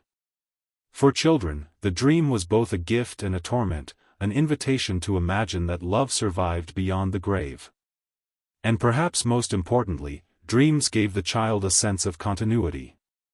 Death no longer felt like a permanent severing, but like a doorway, painful, mysterious, but not wholly closed. Through dreams, the departed lived on, not only in memory but in experience, in the soft glow of the subconscious. For the earliest children, this may have been their first true lesson in hope, that what is lost may, in some way, return. The earth itself became the first witness to human grief. When a child of ancient times stood at the edge of a shallow pit where someone they loved was being lowered, they were not only watching a body vanish into soil. They were watching the birth of ritual, the earliest attempt to answer the unbearable question of what to do with the dead. Before graves, perhaps bodies were left to the elements, consumed by scavengers, scattered by time. But at some moment, and no one knows exactly when, our ancestors decided that the dead must be placed carefully, deliberately, into the embrace of the earth. And with that act, humanity's relationship with mortality changed forever. For children, the first graves were heavy with mystery. Why cover the body, when every instinct told them to cling to it, to refuse to let it go? Why place it into darkness, away from the fire, away from the living? The adults might say it was to protect the body from animals. They might say it was to honor the person, to keep them whole. But the child, with wide eyes, sensed there was something deeper. Burial was not only practical. It was symbolic. It meant that the dead belonged somewhere else now, a place beneath the soil that was no longer part of the everyday world. Imagine the child watching as ochre was sprinkled onto the body, as tools, beads, or food were placed beside it. These objects were tokens of love and memory, but also messages. The grave spoke of continuity, of belief that the person might still need these things elsewhere. For the child, this was both comforting and terrifying. Comforting, because it suggested that death was not an end but a journey. Terrifying, because it confirmed that the dead were not coming back. The grave was a threshold, and once crossed, there was no return. Children must have asked questions in hushed voices. Why do we put her in the ground? Will she not be cold? Will she not be hungry? The answers may have been stories, born in that moment. The earth is her blanket. The food will travel with her. She goes to join the ones who went before. And so the grave became not only a resting place but a stage for narrative. The first myths of the afterlife may have risen from the soil, whispered to comfort children who could not understand why love had to end. Beyond creativity, the legacy of wonder instilled moral and ethical insight. Observing life and death, participating in rituals, and hearing stories taught children to value empathy, kindness, and responsibility. The child who learns to honor memory understands the interconnectedness of life, the weight of actions, and the importance of nurturing both community and self. Wonder became a guide, shaping behavior and encouraging humans to live deliberately, to care for one another, and to recognize that every life leaves an imprint. This legacy is also philosophical. The question of mortality compels humans to confront uncertainty, to examine existence, and to seek answers that may never be fully attainable. In this pursuit, humanity has developed reflective thinking, moral reasoning, and conceptual frameworks that explore not only life and death but purpose, meaning, and the nature of consciousness. The child's first question is therefore not only historical but foundational. It marks the moment when curiosity transformed into philosophy, and wonder became a tool for understanding the world. Across time, cultures, and geographies, this legacy manifests in countless ways. From the intricate rituals of indigenous peoples to the solemn observances of modern societies, the impulse to ask, reflect, and honor persists. Children continue to ask questions that challenge the understanding of their elders, pushing humanity to reconsider, reinterpret, and refine its comprehension of life, death, and meaning. The legacy of wonder is living, dynamic, and eternal. It is carried in every thoughtful glance, every whispered memory, every story told beside fire or under starlit skies. Yet wonder is not only about questioning, it is also about presence. The child who contemplates mortality, who notices shadows, who listens to silence, learns to inhabit each moment fully. They learn to treasure fleeting experiences, to feel deeply, and to recognize the profound beauty in ordinary life. In doing so, humans develop resilience, empathy, and an appreciation for the delicate balance of existence. The legacy of wonder teaches that life, though impermanent, is intensely meaningful when observed with awareness and care. In the grand tapestry of human history, this legacy unites past, present, and future. It links the first child who asked about death with every thinker, storyteller, and mourner who has followed. It bridges the silent grief of early humans with the reflective contemplation of modern society. It connects ritual, art, philosophy, and ethics, demonstrating that all human culture, at its core, emerges from the need to understand, honor, and find beauty in the finite nature of life. Ultimately, the legacy of wonder reminds us that mortality, though inevitable, is not the end of meaning. The act of asking, of observing, of remembering, and of imagining transforms impermanence into insight, fear into reflection, grief into connection. It is a legacy that empowers each generation to live fully, to honor the past, and to cultivate the capacity for empathy, imagination, and awe. The child's question echoes still, not as a final inquiry but as a perpetual invitation, to notice, to wonder, and to find meaning in the luminous and fleeting journey of existence. The act of digging itself carried weight. To open the earth for someone meant to admit loss, to make space where once there was life. Children likely helped gather stones, flowers, or branches to mark the site.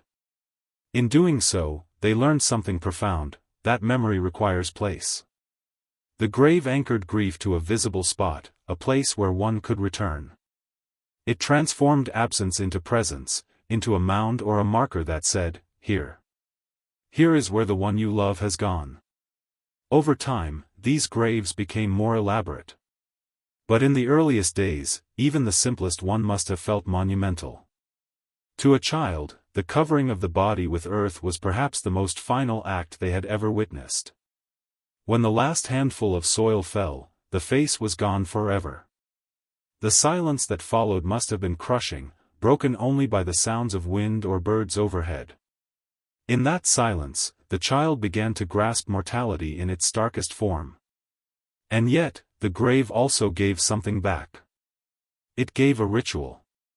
It gave a way to do something in the face of helplessness. For children, watching the adults' deliberate gestures, the placement of stones, the quiet words spoken, must have taught that grief was not chaos but could be shaped, ordered, held within ritual. Death could not be undone, but it could be honored. The grave was the first step in transforming raw pain into meaning. Later, when the child returned to the burial site, perhaps days or seasons later, they would feel the weight of memory pressing from beneath the earth. They might place flowers or pebbles upon it, whispering as if the dead could hear. They might sit quietly, sensing presence in absence. And in this way, the grave continued to teach. It reminded the child that though life ends, love does not vanish. It lingers in acts of remembrance, in places marked with care. From these small beginnings, entire traditions of mourning would grow. But for the child who saw the first graves, the experience was personal, direct, and bewildering. They learned that to live among humans was to live among memory, that the dead required tending, and that death was not only an event but a relationship that continued even after the body was gone. The first graves were not just holes in the ground. They were the first symbols of humanity's refusal to accept that death was meaningless. For the children who stood at their edge, they were also the first clear sign that death was universal, that everyone, one day, would enter the soil. And yet, they were also proof that love leaves traces, that memory could be anchored to stone and earth, that even in loss, something could be preserved. Thus the grave became both an end and a beginning. It was the end of the body's presence, the end of laughter and touch. But it was also the beginning of ritual, myth, and philosophy. It was the place where the question sharpened and deepened in a child's heart: why must we die, and what lies beyond the earth that covers us? After the last handful of soil was pressed down, after the voices of the mourners fell quiet and the footsteps faded back toward the fire, there remained something far heavier than the weight of earth covering a body. There was silence. It stretched across the camp, clung to the air, and lodged itself in the hearts of those who had watched. For a child, this silence was unbearable. They were used to the presence of a voice, a laugh, a cough, a mother's song, a father's command. Now, those sounds were gone, swallowed into absence. The silence after death was the loudest teacher of all. Children felt this most keenly at night. Around the fire, families huddled, stories were told, and the hum of life filled the darkness. But when someone had died, something was missing from the rhythm. The circle was smaller, the conversations shorter, the laughter thinner. A child might sit quietly, glancing at the gap where the person used to be, waiting unconsciously to hear their voice again. None came. The silence deepened. It was not merely the absence of sound, it was the presence of loss. In many ways, this silence must have been the first meditation on death. For a child, it was not abstract philosophy, but a felt reality, an ache in the air. They did not need words to know something irreversible had occurred. They felt it every time they waited for a voice that would not return. The world, once full of familiar patterns, was now broken. And in that break, questions began to form. Where did they go? Why do they not answer? Why must they never speak again? Some children may have tried to fill the silence. They might call out the name of the dead, testing the air, hoping for a reply. They might whisper into the darkness, as if the person were listening. When no answer came, the silence grew heavier. Yet, paradoxically, the silence also shaped memory. In the absence of a voice, the mind replayed it more vividly. The child might close their eyes and hear again the way the parent laughed, the way the elder told a story, the way a sibling teased. In this way, silence became a space where memory echoed louder than ever. The silence after death also changed the camp itself. Adults moved more carefully, spoke more softly, carried grief in their bodies. Children absorbed this without needing explanation. They learned that death was not only about the body in the ground but about the hush it left in daily life. The songs stopped for a while, the games were quieter, the fire seemed less warm. Silence was ritual too, a way of honoring loss. By joining in it, children learned to participate in mourning, even when they did not fully understand. Yet silence could also be frightening. For a child, used to the constant noise of living bodies, crackling fire, footsteps, laughter, wind, birds, the hush after death felt unnatural, even dangerous. They may have thought the silence was alive, that it carried the spirit of the dead, that it lingered like a shadow around the camp. Perhaps this is why some communities created sound to break it, chants, songs, drumming. By filling the silence, they reassured the children, reminding them that life still continued. But always, beneath the rhythm, silence waited.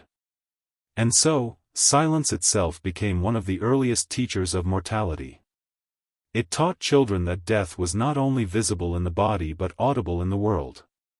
It showed them that absence could change the shape of sound, the rhythm of days, the way people gathered and spoke. It forced them to confront the fact that death left not just emptiness in the earth, but emptiness in the living.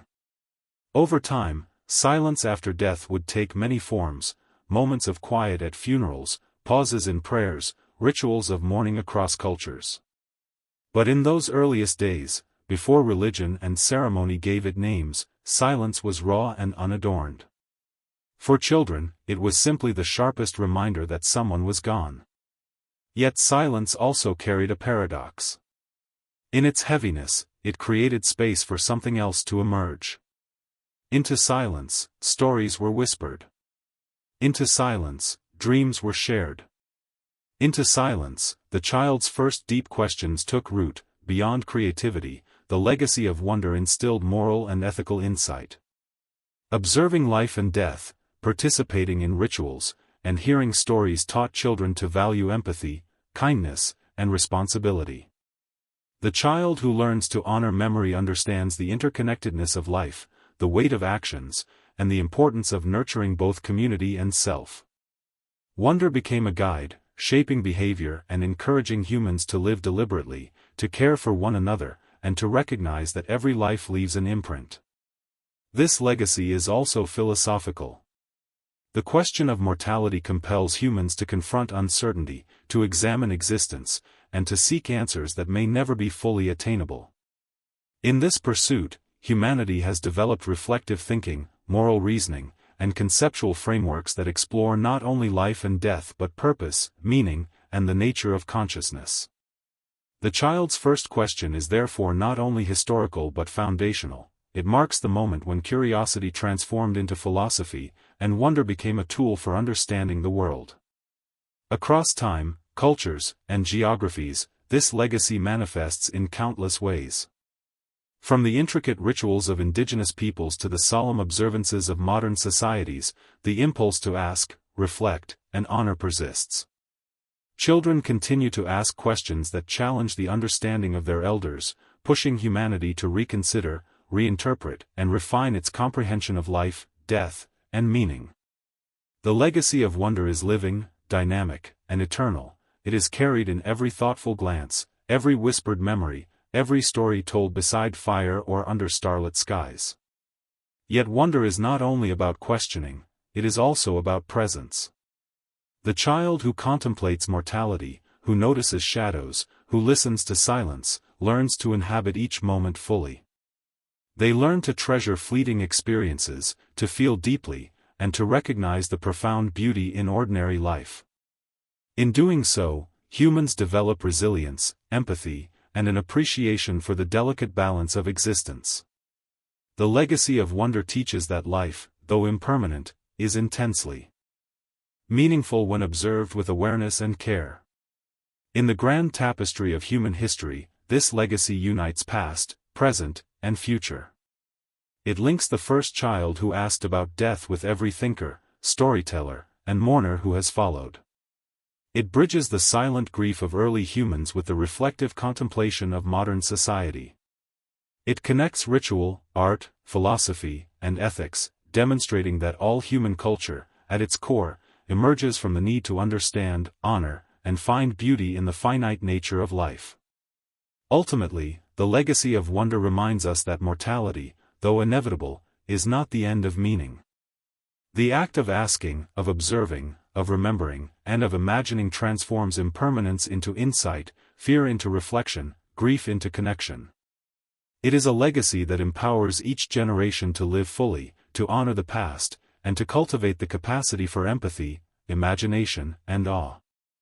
The child's question echoes still, not as a final inquiry but as a perpetual invitation, to notice, to wonder, and to find meaning in the luminous and fleeting journey of existence. It was in the hush after loss that the voice inside the child, the one that wondered, doubted, and longed, grew strongest.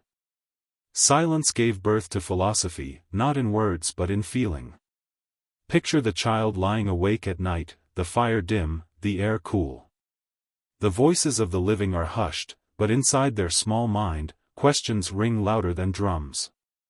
Why did she stop breathing? Why can we not see him anymore? Will they come back? Will I too one day fall into silence? These questions are not answered. They are carried. The silence ensures they are never forgotten. The silence after death was the first echo chamber of the human soul. For children, it was both terrifying and sacred, unbearable yet essential. It pressed upon them the truth that life is fragile, that every sound we love can be swallowed in an instant. But it also whispered that memory can live inside that silence, glowing like an ember in the dark. And so, long before graves grew into temples and prayers filled with ritual, silence was the universal language of mourning. For the children who sat within it, it became the most haunting and most enduring answer to the question of mortality. Not an answer of words, but of stillness. Not explanation, but presence. A reminder that when voices fade, the world itself changes, and that in this change lies the mystery of why we must die. The fire was humanity's first great ally, but also its first great mirror. For a child, staring into its flames at night, death could be seen flickering in every shadow. The fire danced, bright and alive, consuming wood, roaring with life. Yet as the logs cracked and burned away, the fire sank into embers, then into smoke, and finally into nothing but ash. It was a living lesson in impermanence. Every night, as the fire faded, children were reminded that all things, no matter how warm or bright, must eventually vanish. For those early children, fire was more than survival, it was teacher, storyteller, and symbol. They watched how flames rose high, twisting and reaching like living beings, only to collapse into silence. The parallel with human life was impossible to miss. A person too could blaze with laughter, with energy, with love, and then, like the fire, sink into stillness. The child may have whispered to themselves as they drifted toward sleep, "We are like the fire." At the same time, the fire gave comfort against this fear. Its warmth pushed back the cold, its glow kept the beasts at bay. Around it, people gathered in circles, telling stories, singing songs, sharing food. It was the heart of the camp, the symbol of life. For a child, watching the flames flicker was to feel safe. Yet beyond the circle of light lay darkness, a vast unknown where predators lurked and the dead might linger. The contrast between firelight and shadow became one of the earliest metaphors for life and death. In the flickering glow, shadows stretched across the walls of caves or across the ground of the clearing. For a child, these shadows often took on lives of their own. They shifted and bent, sometimes resembling animals, sometimes resembling people long gone. The child may have asked, "Is that him? Is that her?" And the elders, watching too, may have told them, "The fire shows us what we cannot see by day. The spirits dance with the flames." In this way, shadows became messengers, linking the living with the departed. The transformation of wood into ash also carried deep meaning. A log, strong and solid, became fragile powder in the fire's hunger. Children must have touched the ash in wonder, letting it stain their fingers, realizing that strength can crumble into dust. They may have compared it to bones, to the fragility of bodies. The lesson was stark: nothing escapes change. Even the brightest flame must fall into shadow. Yet the fire also offered renewal. In the morning, when only ash remained, the adults would stir the pit, uncovering glowing embers still alive beneath the surface. With care, they would coax the fire back into being. For a child, this must have felt like resurrection. What seemed gone had not truly vanished, it lingered, waiting to rise again. This cycle of flame, ash, and flame again may have been one of the first seeds of belief in rebirth, in life after death. Around the fire, stories of ancestors were told. A child would listen to tales of those who had passed, their deeds, their hunts, their laughter. In the glow of firelight, the dead seemed present again. Their names, spoken aloud, filled the silence. Their shadows, cast by the flames, seemed to step back into the circle. For the child, this reinforced the idea that memory and storytelling were ways of keeping the departed alive. As long as the fire burned and the stories were told, the dead had not fully disappeared. But the fire also frightened. Sparks leapt unpredictably, flames roared and consumed. A child who reached too close would feel pain, a sharp reminder of danger. Fire gave life, but it also destroyed. Whole forests could be swallowed by it, and huts could collapse in flames. This duality, nurturing warmth and deadly destruction, echoed the duality of life and death. For children, it became another symbol, that existence itself was both gift and threat, comfort and fear. As the night deepened and the fire sank low, children must have stared into its glow, lost in thought. The shadows thickened, and beyond the light, the world grew strange.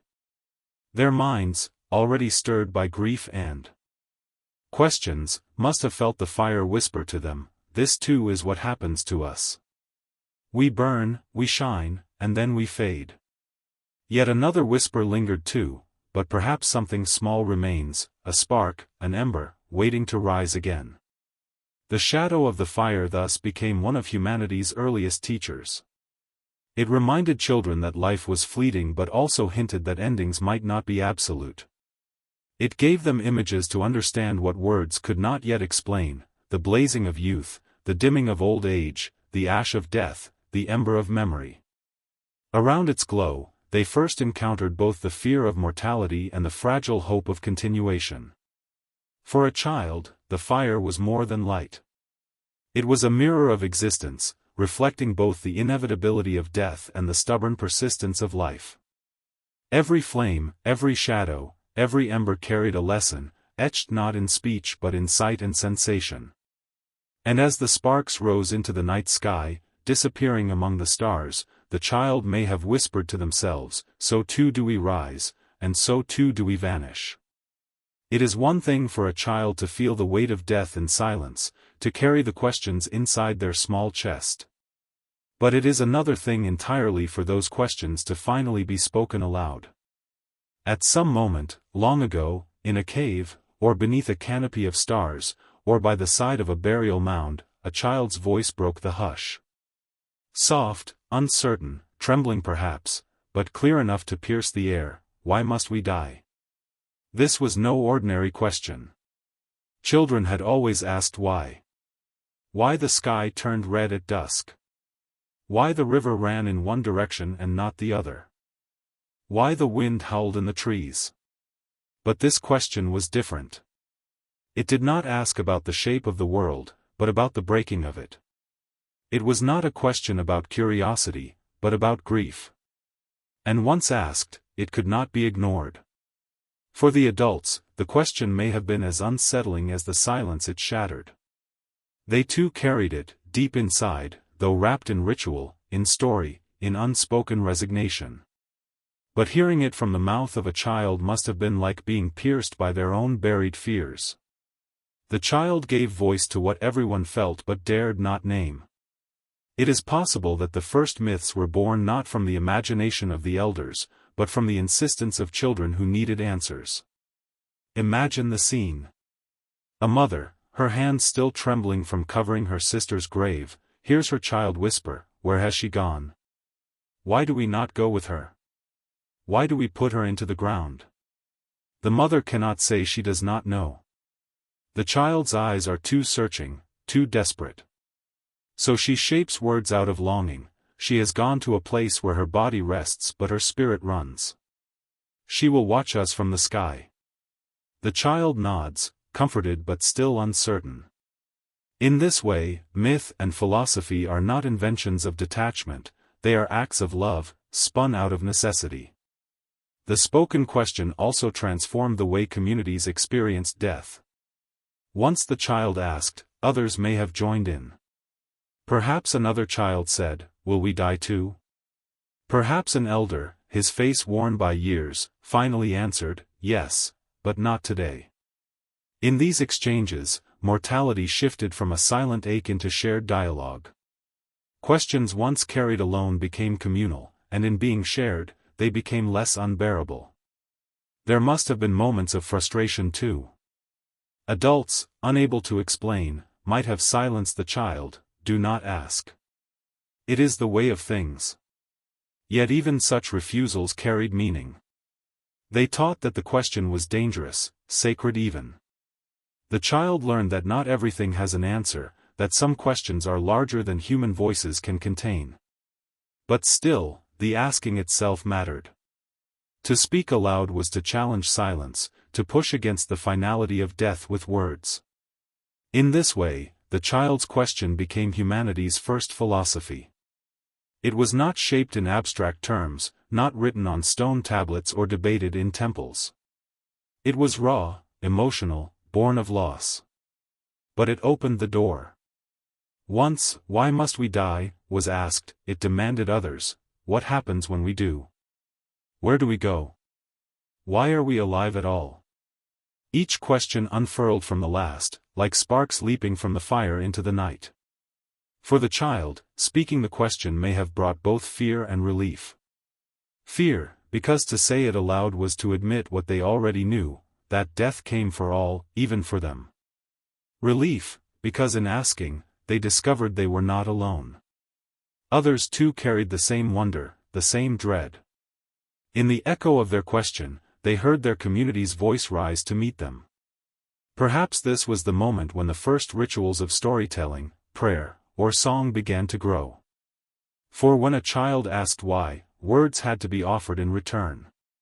Maybe it was a story of spirits walking the stars, or of ancestors living beneath the earth, or of souls turning into animals. Whatever the answer, it mattered less for its accuracy than for its compassion. The answers were scaffolding, built to support the small hearts of children who could not carry the weight of mortality alone. The first questions spoken aloud were like stones dropped into still water. Their ripples reached far, touching not only the grieving family but the entire camp. And over time, those ripples grew into rivers of thought, shaping the myths of every culture, the prayers of every religion, the meditations of every philosopher. But it all began with a child's voice, trembling in the darkness, daring to ask. So we can imagine that moment, a fire burning low, shadows deep against the cave wall, silence heavy. After a burial. Then, a small voice rising, "Why must we die?" The adults turn, startled, sorrowful. The question hangs in the air, larger than the fire, larger than the night. No answer is enough, and yet, because it was spoken, something changes. Humanity itself changes. Death is no longer endured only in silence, it is faced with words. And in that fragile act of speaking, a child reshaped the future of human thought. From the moment children first asked why we die, their imaginations became fertile ground for unseen worlds. The shadows that danced on cave walls, cast by flickering firelight, no longer seemed merely tricks of vision. To a child, they were alive. They shifted and trembled like smoke or flowing water, sometimes resembling the forms of animals, sometimes resembling the faces of those who had passed. These shadows became the first bridge between the living and the dead, a visible manifestation of the invisible, a whisper that perhaps life continued in another form. Imagine a child kneeling beside the fire, watching the shadows stretch and twist. One shape resembles a sibling, another a parent long gone. The child reaches out, as if to touch them, feeling the heat of the flames on their hand but grasping only air. And yet, in that air, there is a presence. Perhaps it is memory, perhaps imagination, perhaps something more. In those moments, children begin to sense that death does not erase entirely, it transforms. What is gone may still linger in echoes, in light and dark, in wind and stone. Adults observed too, though with a different understanding. They saw shadows as teachers, guides, warnings, or signs. A shadow flickering at the edge of the fire might indicate danger, or it might be interpreted as a spirit passing between worlds. Elders may have told stories of spirits lingering, protecting the living, or seeking guidance, embedding in the child the earliest forms of animism, the belief that life, death, and spirit are interconnected, that every movement of the world carries meaning. Children may have begun to personify these shadows. A flickering shape could be a departed loved one returning to watch, or a great animal spirit teaching a lesson. Each night, the shadows became a playground of wonder and fear, a space where mortality could be confronted safely, indirectly. To play with shadows was to practice engagement with the unknown, to train the mind in both awe and caution. The fire's glow created not only shadow but contrast, light against dark, life against absence. Children could see how quickly a shadow could vanish, how every gesture could alter its form. They began to recognize that existence is fleeting and mutable. A movement in the dark could be interpreted in countless ways, and in this uncertainty lay both fear and fascination. The shadows taught children that the world was alive with forces beyond their understanding, and that life and death were part of the same flow.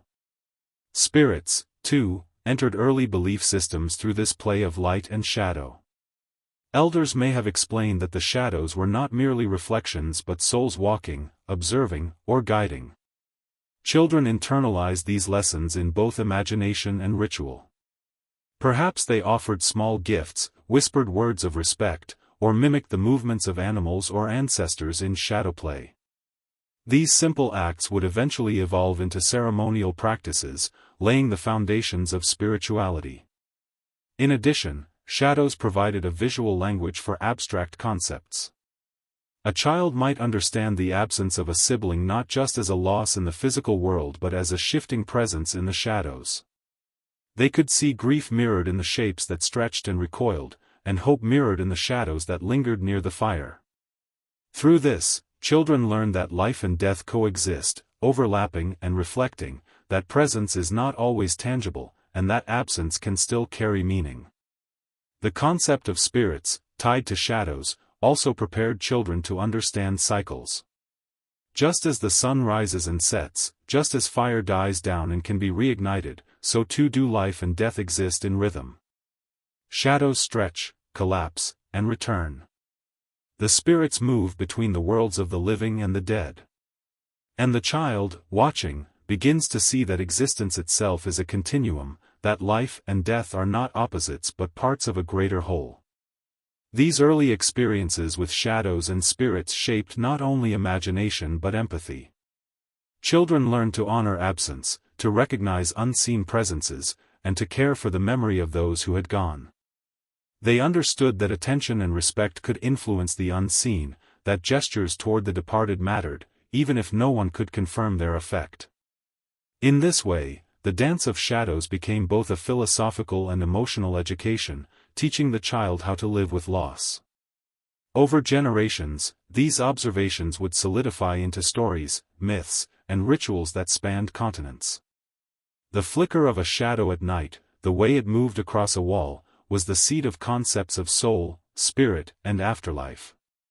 What began as a child's play and fear around firelight became the first human attempt to make sense of mortality, to grapple with the invisible forces that shape our lives. And so, each night around the fire, as shadows stretched across the ground and walls, children learned the earliest lessons of spirituality. They learned that death does not sever the connection between the living and the dead. They learned that absence can be a presence, that silence can speak, and that shadows can hold both memory and meaning. These were lessons not taught in words alone but in flickering light, trembling forms, and the quiet awe that only children, unencumbered by certainty, could fully feel. The shadows and spirits of the fire were not illusions, they were the first maps of mortality in the human mind, guiding children toward understanding, reverence, and wonder. Loss arrived gradually for children, in small doses at first, then in larger, more undeniable waves. It came as a favorite animal dying in the hunt, as a sibling falling ill, as the sudden absence of a parent gone too long on a journey. Each encounter with loss was a teacher, and children, though young and vulnerable, were keen students. They learned that the world could change in an instant, that life could be taken without warning, and that grief was not a single event but a process, an experience that reshaped the heart and mind. Imagine a child walking through the camp to find a favorite goat lying motionless, the warmth gone from its body. They reach out, expecting a familiar response, and are met only with coldness. Perhaps an elder gently touches their shoulder, whispering, "It is finished. It cannot return." The child feels confusion, disbelief, and fear all at once. It is the first lesson: life is fragile, and even the creatures we love most cannot be protected from the inevitable. This early confrontation with mortality extended to humans as well. Children witnessed the sickness of elders, the sudden death of peers, the disappearances of travelers who never returned. Each event was raw and unfiltered. In response, children learned behaviors and emotions that would define humanity: mourning, memory, compassion, and ritual. Grief was not hidden, it was a natural response, communal and visible. Children absorbed it by watching, by participating, and by asking questions, even when adults had no complete answers.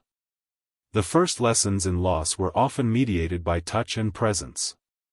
A child might sit beside a grieving parent, feeling the tremor in their body, hearing the soft intake of breath, witnessing tears streaking soot or dirt.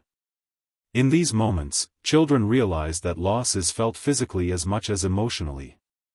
They learned that holding another's hand, whispering a name, or simply being near someone who grieves is a way of participating in the cycle of care and remembrance. In addition, children discovered that loss is layered with memory. A person who has died is not erased from the living world. Their presence remains in stories, in the echo of their voice, in the imprint of their hands on tools or stone walls. Children learn to reconstruct life from fragments, piecing together memory like shards of pottery, and in doing so, they develop the earliest form of empathy, understanding someone through absence as much as presence. Loss also carried its own paradox. The more profound the grief, the more deeply children could connect to life itself. Watching the fragility of existence heightened their attention to beauty, to joy, to fleeting moments of happiness.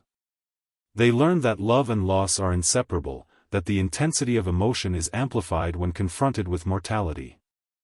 Every sunset, every stream, every bird's song was imbued with significance, because the child had learned that nothing lasts forever. Rituals and small practices began to emerge from these lessons. Children observed offerings placed at graves, stones stacked to mark memory, fires tended in honor of the dead. They might mimic these acts, placing small tokens for lost animals or departed kin. Through such practices, they discovered agency, that while death could not be reversed, respect and remembrance could shape how the living experienced loss. These were the earliest seeds of culture, of morality, of structured human response to grief. The first lessons in loss also demanded reflection. Children learned to ask questions quietly, to sit with unease, and to feel the pain of absence without being consumed by it. In this way, grief became a teacher not only of mortality but of resilience. The child who endured loss slowly learned to carry the memory, to integrate it into their sense of self, and to live fully despite it. Yet these lessons were not abstract, they were intensely emotional. A child witnessing the death of a close friend or family member experienced confusion, anger, sorrow, and sometimes guilt. Adults guided them, explaining in stories or gestures that life continues, that the cycle is natural, that death is part of the rhythm of the world. In observing and participating, children discovered one of humanity's first philosophical truths, that suffering is universal, and that understanding it is inseparable from learning to live. Finally, loss taught children patience. Healing was not instantaneous. It unfolded slowly, through ritual, storytelling, and communal care. The child who watched a parent grieve learned that time is a companion in mourning, that memory persists, and that even in absence, connections endure. The first lessons in loss were therefore as much about endurance as about sadness, a preparation for a lifetime of confronting mortality, for a mind and heart capable of carrying both sorrow and love. These experiences laid the foundation for empathy, morality, and philosophical inquiry. Through observing and feeling loss, children became aware that life is precious, fragile, and fleeting, and that understanding death requires both emotional depth and imaginative reflection. In this way, the child's first lessons in loss were also humanity's first steps toward self-awareness, ethics, and the quest for meaning in a world governed by mortality. From the earliest encounters with death emerged the first rituals of remembering. Children, observing adults carefully placing bodies in graves, sprinkling ochre, or leaving food and tools for the departed, began to understand that death was not simply an end but a transition, marked and honored through deliberate acts. These rituals were not written or codified, but they carried profound meaning. They gave structure to grief, a sense of continuity, and a way to maintain bonds across the divide between life and death. For children, participating in these practices was a lesson in both loss and love, shaping their earliest understanding of mortality and memory. Imagine a child kneeling beside a freshly dug grave, watching an elder sprinkle red ochre over the body, murmuring softly words that may have been prayer, song, or invocation. Each gesture is deliberate, a stone placed on the chest, a small token of food, a feather laid across the shoulder. To the child, these acts are mysterious yet compelling.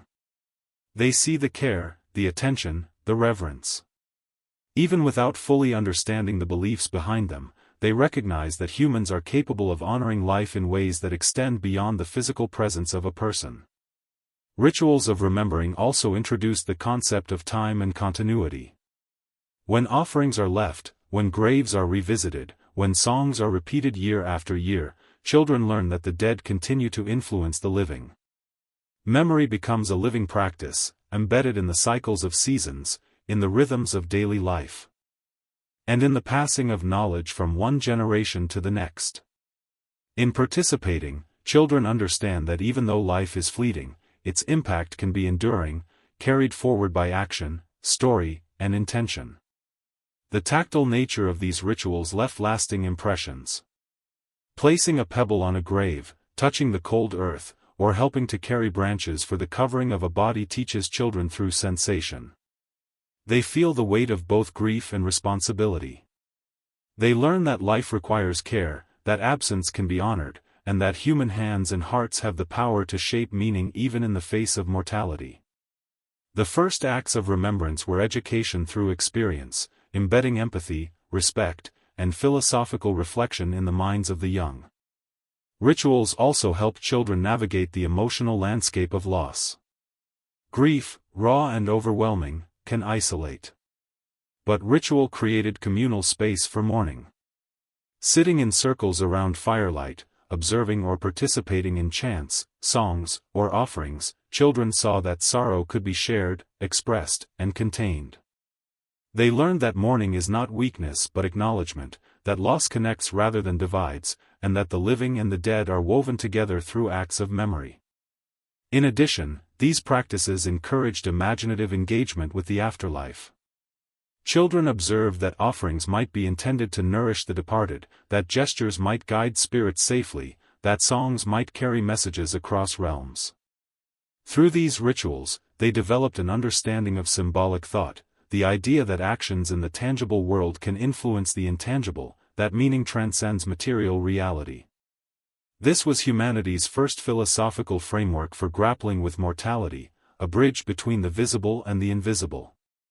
The repetition of rituals also reinforced cultural continuity. Children internalized stories, patterns, and gestures as a shared language that bound the community together. By participating, they absorbed not only customs but values, respect for ancestors, recognition of interdependence, and awareness of the cyclical nature of life and death. Ritual became both a personal and collective education, embedding wisdom that would endure for generations. Even the smallest gestures were laden with significance. A child placing a handprint on the wall of a cave beside depictions of those who had died, or laying a simple object in a grave, learned that memory is active. To remember is to act, to honor is to participate. These lessons would echo across millennia, forming the roots of ceremonies, festivals, and commemorations that persist in human societies today. Rituals of remembering also shaped emotional resilience. Children learned that grief is not fleeting but enduring, and that sustaining memory requires effort. They discovered that sorrow could be transformed into reverence, that absence could be made meaningful, and that life, though impermanent, could be celebrated through intentional acts. In this way, rituals of remembering taught children how to navigate the paradox of mortality, to honor the dead without being consumed by despair, to carry love forward despite the inevitability of loss. Finally, these early rituals laid the foundation for philosophy, morality, and culture. By observing, participating, and questioning, children developed an intuitive understanding that life is precious, that relationships matter, and that death, while unavoidable, is not meaningless. Through ritual, humans first attempted to impose order on chaos, to make sense of suffering, and to create a bridge between the seen and unseen. For children, these experiences were profound, shaping not only their understanding of death but their sense of identity, community, and purpose. The first rituals of remembering were more than ceremonies. They were lessons in empathy, continuity, and human resilience. For children, they became a way to confront mortality, honor the dead, and recognize the sacred rhythms that govern life. And as they placed stones, sang songs, or whispered the names of the departed, they were participating in the earliest human act of defiance against oblivion, a declaration that memory, love, and reverence endure beyond death. In the glow of firelight, after observing rituals, listening to stories, and watching the cycles of life and death unfold, the child slowly steps into a new role, the storyteller. No longer merely an observer, the child begins to give voice to memory, imagination, and reflection. They recount tales of those who have passed, of ancestors, of shadows and spirits, blending reality with wonder. Storytelling becomes the child's way of holding death at bay, of shaping grief into narrative, of connecting past and present, the living and the dead. Imagine a child sitting cross-legged before the fire, peers gathered around, elders listening in silence. They describe the hunt their father once led, the laughter of a lost sibling, or the shape a shadow took on the cave wall. In their words, the dead are alive again. In their voice, absence becomes presence. Through storytelling, children discover that memory is not static, it can move, shift, and breathe. It is a living thing, nourished by words, gestures, and imagination. Storytelling also becomes a tool for grappling with the mysteries that elude explanation. The child asks aloud, "Why do we die? Where do the dead go? Will we meet them again?" And in attempting to answer, they draw on observation, myth, and creativity. Perhaps they describe a spirit rising with the stars, or a parent watching over the camp from the wind. Perhaps they imagine ancestors guiding hunters, protecting the village, or teaching lessons through the shapes of animals. These stories are both comforting and instructive, shaping understanding of mortality while fostering hope. Through stories, children learn the power of voice. They discover that naming the dead, recounting deeds, and describing experiences allows memory to survive. They recognize that language itself is a bridge between worlds, between life and death, past and present, reality and imagination. Every story told is an act of preservation, a way to assert that love, memory, and identity endure even after bodies vanish. The act of storytelling also strengthens community bonds. When children share their tales, elders respond with guidance, peers contribute their own observations, and the camp participates collectively in remembering.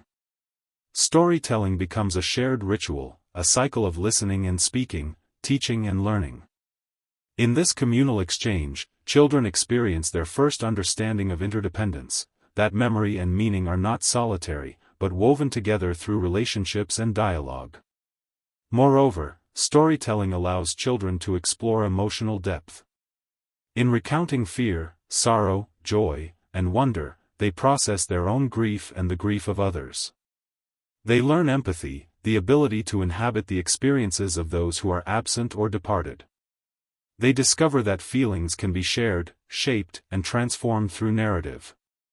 In this way, storytelling becomes both catharsis and creation, a way of converting the pain of loss into insight and resilience. Children also begin to experiment with imagination, blending observation with speculation. Perhaps they describe a wolf that carries spirits through the forest, a river that sings the names of the dead, or a star that guides travelers home. In doing so, they develop early forms of philosophy and metaphysics, exploring ideas of continuity, transformation, and the unseen. The child, through narrative, becomes a mediator between the tangible world and the mysteries beyond it, shaping understanding for themselves and for their community. The storyteller's role is also a declaration of agency. The child learns that even in the face of death, they can act. By telling stories, they influence how memory is preserved, how lessons are conveyed, and how grief is shared. They recognize that humans have the power to create meaning, to assert presence through words, and to weave connection across time. This realization, born in childhood, becomes the foundation for culture, philosophy, and art. As the child grows, their stories may become more elaborate, more symbolic, and more enduring. They incorporate ritual, myth, and observation, shaping a worldview that is both reflective and imaginative. The act of storytelling transforms them from passive witnesses of mortality into active interpreters, philosophers, and keepers of collective memory. Through this process, children learn that the human response to death is not resignation but creativity, that grief and wonder can coexist, and that meaning is built, not discovered. In the flickering firelight, the child's voice carries across the camp, bridging generations. Elders nod, peers listen in rapt attention, and the shadows on the walls dance to the rhythm of words. The dead are present again, not in body but in story, not in flesh but in remembrance. The child, once small and silent, has become the vessel through which memory, understanding, and imagination flow. Through storytelling, mortality is confronted, grief is transformed, and the continuity of life is affirmed. Thus, the child becomes more than a participant in human history. They become the chronicler, the philosopher, the keeper of wisdom, the one who dares to ask the first questions, honor the dead, and craft the narratives that shape understanding for generations to come. In doing so, the child teaches us all that life's fragility is inseparable from its beauty, and that the stories we tell are the first and most enduring answer to the question, why must we die? As the child grew into adulthood, the lessons learned in the shadow of loss, firelight, and ritual echoed across generations. The first questions asked aloud, the grief felt in silence, the shadows interpreted as spirits, and the stories told around the fire became threads woven into the fabric of human culture. Each act of remembrance, each whispered tale, each small ritual, carried forward not only memory but understanding, the understanding that life and death are inseparable, that mortality is universal, and that love and memory endure beyond the body. The echoes began subtly. A child who had placed stones on a grave might later guide younger siblings in doing the same. A story first told to console grief would be repeated to teach wisdom. The communal acts that once comforted a single child now shaped a growing network of knowledge, belief, and practice. Through repetition, ritual became tradition, myth became culture, and the child's first questions became the foundation of human philosophy. In these echoes, mortality was not merely a fact to be endured, it became a lens through which humans viewed life. Children who had learned to observe and honor loss carried that understanding into adulthood. They recognized the fragility of existence and the preciousness of each moment. Every sunrise, every hunt, every shared meal became imbued with significance because life was understood as finite, delicate, and extraordinary. The echo of early questions also nurtured the seeds of spirituality and moral thought. Communities began to codify what had once been intuitive knowledge, the importance of caring for the dead, the necessity of remembrance, the ethics of social cohesion in the face of mortality. Children who became adults transmitted these principles through teaching, storytelling, and example. In this way, the human experience of death became not only personal but collective, a shared consciousness of impermanence and reverence. Memory, reinforced by ritual and story, allowed generations to communicate across time. A child's recounting of a sibling's death might resonate years later with a grandchild, who experiences a similar loss. The grief, the wisdom, the acts of remembrance, all echo forward, binding the living to the dead in a continuum of shared human experience. Mortality, once a source of despair, became a bridge connecting generations, teaching empathy, compassion, and the responsibility of care. Art, too, emerged from these echoes. Cave paintings, carved stones, early songs, and oral narratives were expressions of remembrance and reflection. Children who had watched shadows and participated in ritual became creators, shaping symbols that preserved knowledge and emotion. Each generation contributed to a growing archive of human understanding, a tapestry of grief, wonder, and insight that spanned time and space. Even the smallest acts carried resonance. A pebble placed on a grave, a whispered name at night, a story told beside the fire, these simple gestures became ritualized forms of continuity. They reminded the young that the past remains alive in action and memory. They taught that mortality does not erase presence entirely, but transforms it into forms that endure through culture, narrative, and collective care. The echoes of childhood curiosity also nurtured philosophy. The first question, why must we die, evolved into ethical and metaphysical inquiry. Communities pondered the meaning of life, the nature of the soul, the relationship between the living and the dead. Children grew into thinkers, storytellers, and teachers, carrying the wonder and fear of mortality into reflection and debate. The echoes of early experiences with death shaped humanity's capacity for introspection and moral imagination. Moreover, these echoes strengthened resilience. Those who had learned to navigate grief as children knew how to endure life's inevitable hardships. They understood that loss is a teacher, that memory is a gift, and that love and remembrance are acts of courage. In this way, the child who had once feared silence or stared into shadows became an adult capable of embracing life fully, aware of mortality but not defeated by it. Ultimately, the echoes across generations reveal the profound continuity of human experience. Death remains, as it always has, the great equalizer. Yet through rituals, storytelling, memory, and reflection, humans have learned to carry the weight of mortality with grace. The questions asked, the grief endured, the stories told, and the shadows interpreted by children long ago continue to resonate in every human heart. And so, the voice of the first child who asked, "Why must we die?" reverberates still. It travels through time, whispered in ritual, carried in story, etched in memory, and embodied in the acts of every generation that learns to honor life and death alike. Humanity persists because of these echoes, a bridge between the living and the dead, between curiosity and understanding, between fear and wisdom. The first question, simple yet profound, remains the heartbeat of human consciousness, a reminder that to live is to love, to mourn, to remember, and ultimately, to find meaning in the fleeting brilliance of existence. Even after centuries, the echo of that first question lingers: why must we die? It is not merely a question of mortality, but a spark of human consciousness, a seed of curiosity and reflection that has been passed from generation to generation. The child who asked it, long ago, unknowingly planted a legacy that would shape storytelling, philosophy, art, and culture. Every time a child looks at the stars, witnesses the birth or death of an animal, or experiences the fleeting presence of a loved one, they carry within them that same impulse to wonder, to question, and to seek meaning in the vastness of existence. This legacy is visible in every ritual and story that humanity has created to grapple with life and death. From early ceremonies around fires to modern memorials, humans have always sought ways to honor what is gone and sustain what remains.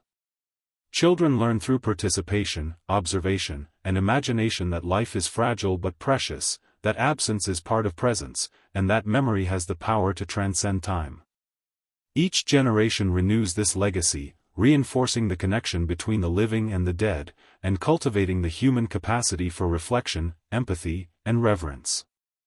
The child's curiosity also nurtured imagination and creativity. Every myth, every tale of spirits or ancestors, every depiction of the natural and supernatural world can trace its lineage to that primal question. Art, song, poetry, and storytelling are all extensions of the child's initial wonder, attempts to give shape to the unseen and to find patterns in the uncertainty of mortality. Through these creative acts, humanity learned to embrace both awe and fear, to transform grief into beauty, and to discover meaning even in impermanence. Beyond creativity, the legacy of wonder instilled moral and ethical insight. Observing life and death, participating in rituals, and hearing stories taught children to value empathy, kindness, and responsibility. The child who learns to honor memory understands the interconnectedness of life, the weight of actions, and the importance of nurturing both community and self. Wonder became a guide, shaping behavior and encouraging humans to live deliberately, to care for one another, and to recognize that every life leaves an imprint. This legacy is also philosophical. The question of mortality compels humans to confront uncertainty, to examine existence, and to seek answers that may never be fully attainable. In this pursuit, humanity has developed reflective thinking, moral reasoning, and conceptual frameworks that explore not only life and death but purpose, meaning, and the nature of consciousness. The child's first question is therefore not only historical but foundational. It marks the moment when curiosity transformed into philosophy, and wonder became a tool for understanding the world. Across time, cultures, and geographies, this legacy manifests in countless ways. From the intricate rituals of indigenous peoples to the solemn observances of modern societies, the impulse to ask, reflect, and honor persists. Children continue to ask questions that challenge the understanding of their elders, pushing humanity to reconsider, reinterpret, and refine its comprehension of life, death, and meaning. The legacy of wonder is living, dynamic, and eternal. It is carried in every thoughtful glance, every whispered memory, every story told beside fire or under starlit skies. Yet wonder is not only about questioning, it is also about presence. The child who contemplates mortality, who notices shadows, who listens to silence, learns to inhabit each moment fully. They learn to treasure fleeting experiences, to feel deeply, and to recognize the profound beauty in ordinary life. In doing so, humans develop resilience, empathy, and an appreciation for the delicate balance of existence. The legacy of wonder teaches that life, though impermanent, is intensely meaningful when observed with awareness and care. In the grand tapestry of human history, this legacy unites past, present, and future. It links the first child who asked about death with every thinker, storyteller, and mourner who has followed. It bridges the silent grief of early humans with the reflective contemplation of modern society. It connects ritual, art, philosophy, and ethics, demonstrating that all human culture, at its core, emerges from the need to understand, honor, and find beauty in the finite nature of life. Ultimately, the legacy of wonder reminds us that mortality, though inevitable, is not the end of meaning. The act of asking, of observing, of remembering, and of imagining transforms impermanence into insight, fear into reflection, grief into connection. It is a legacy that empowers each generation to live fully, to honor the past, and to cultivate the capacity for empathy, imagination, and awe. The child's question echoes still, not as a final inquiry but as a perpetual invitation, to notice, to wonder, and to find meaning in the luminous and fleeting journey of existence. This legacy, carried quietly in the hearts of children across time, is the most enduring human inheritance. It teaches that life is both fragile and sacred, that love and memory can transcend absence, and that wonder, even in the face of death, is the true inheritance passed from generation to generation.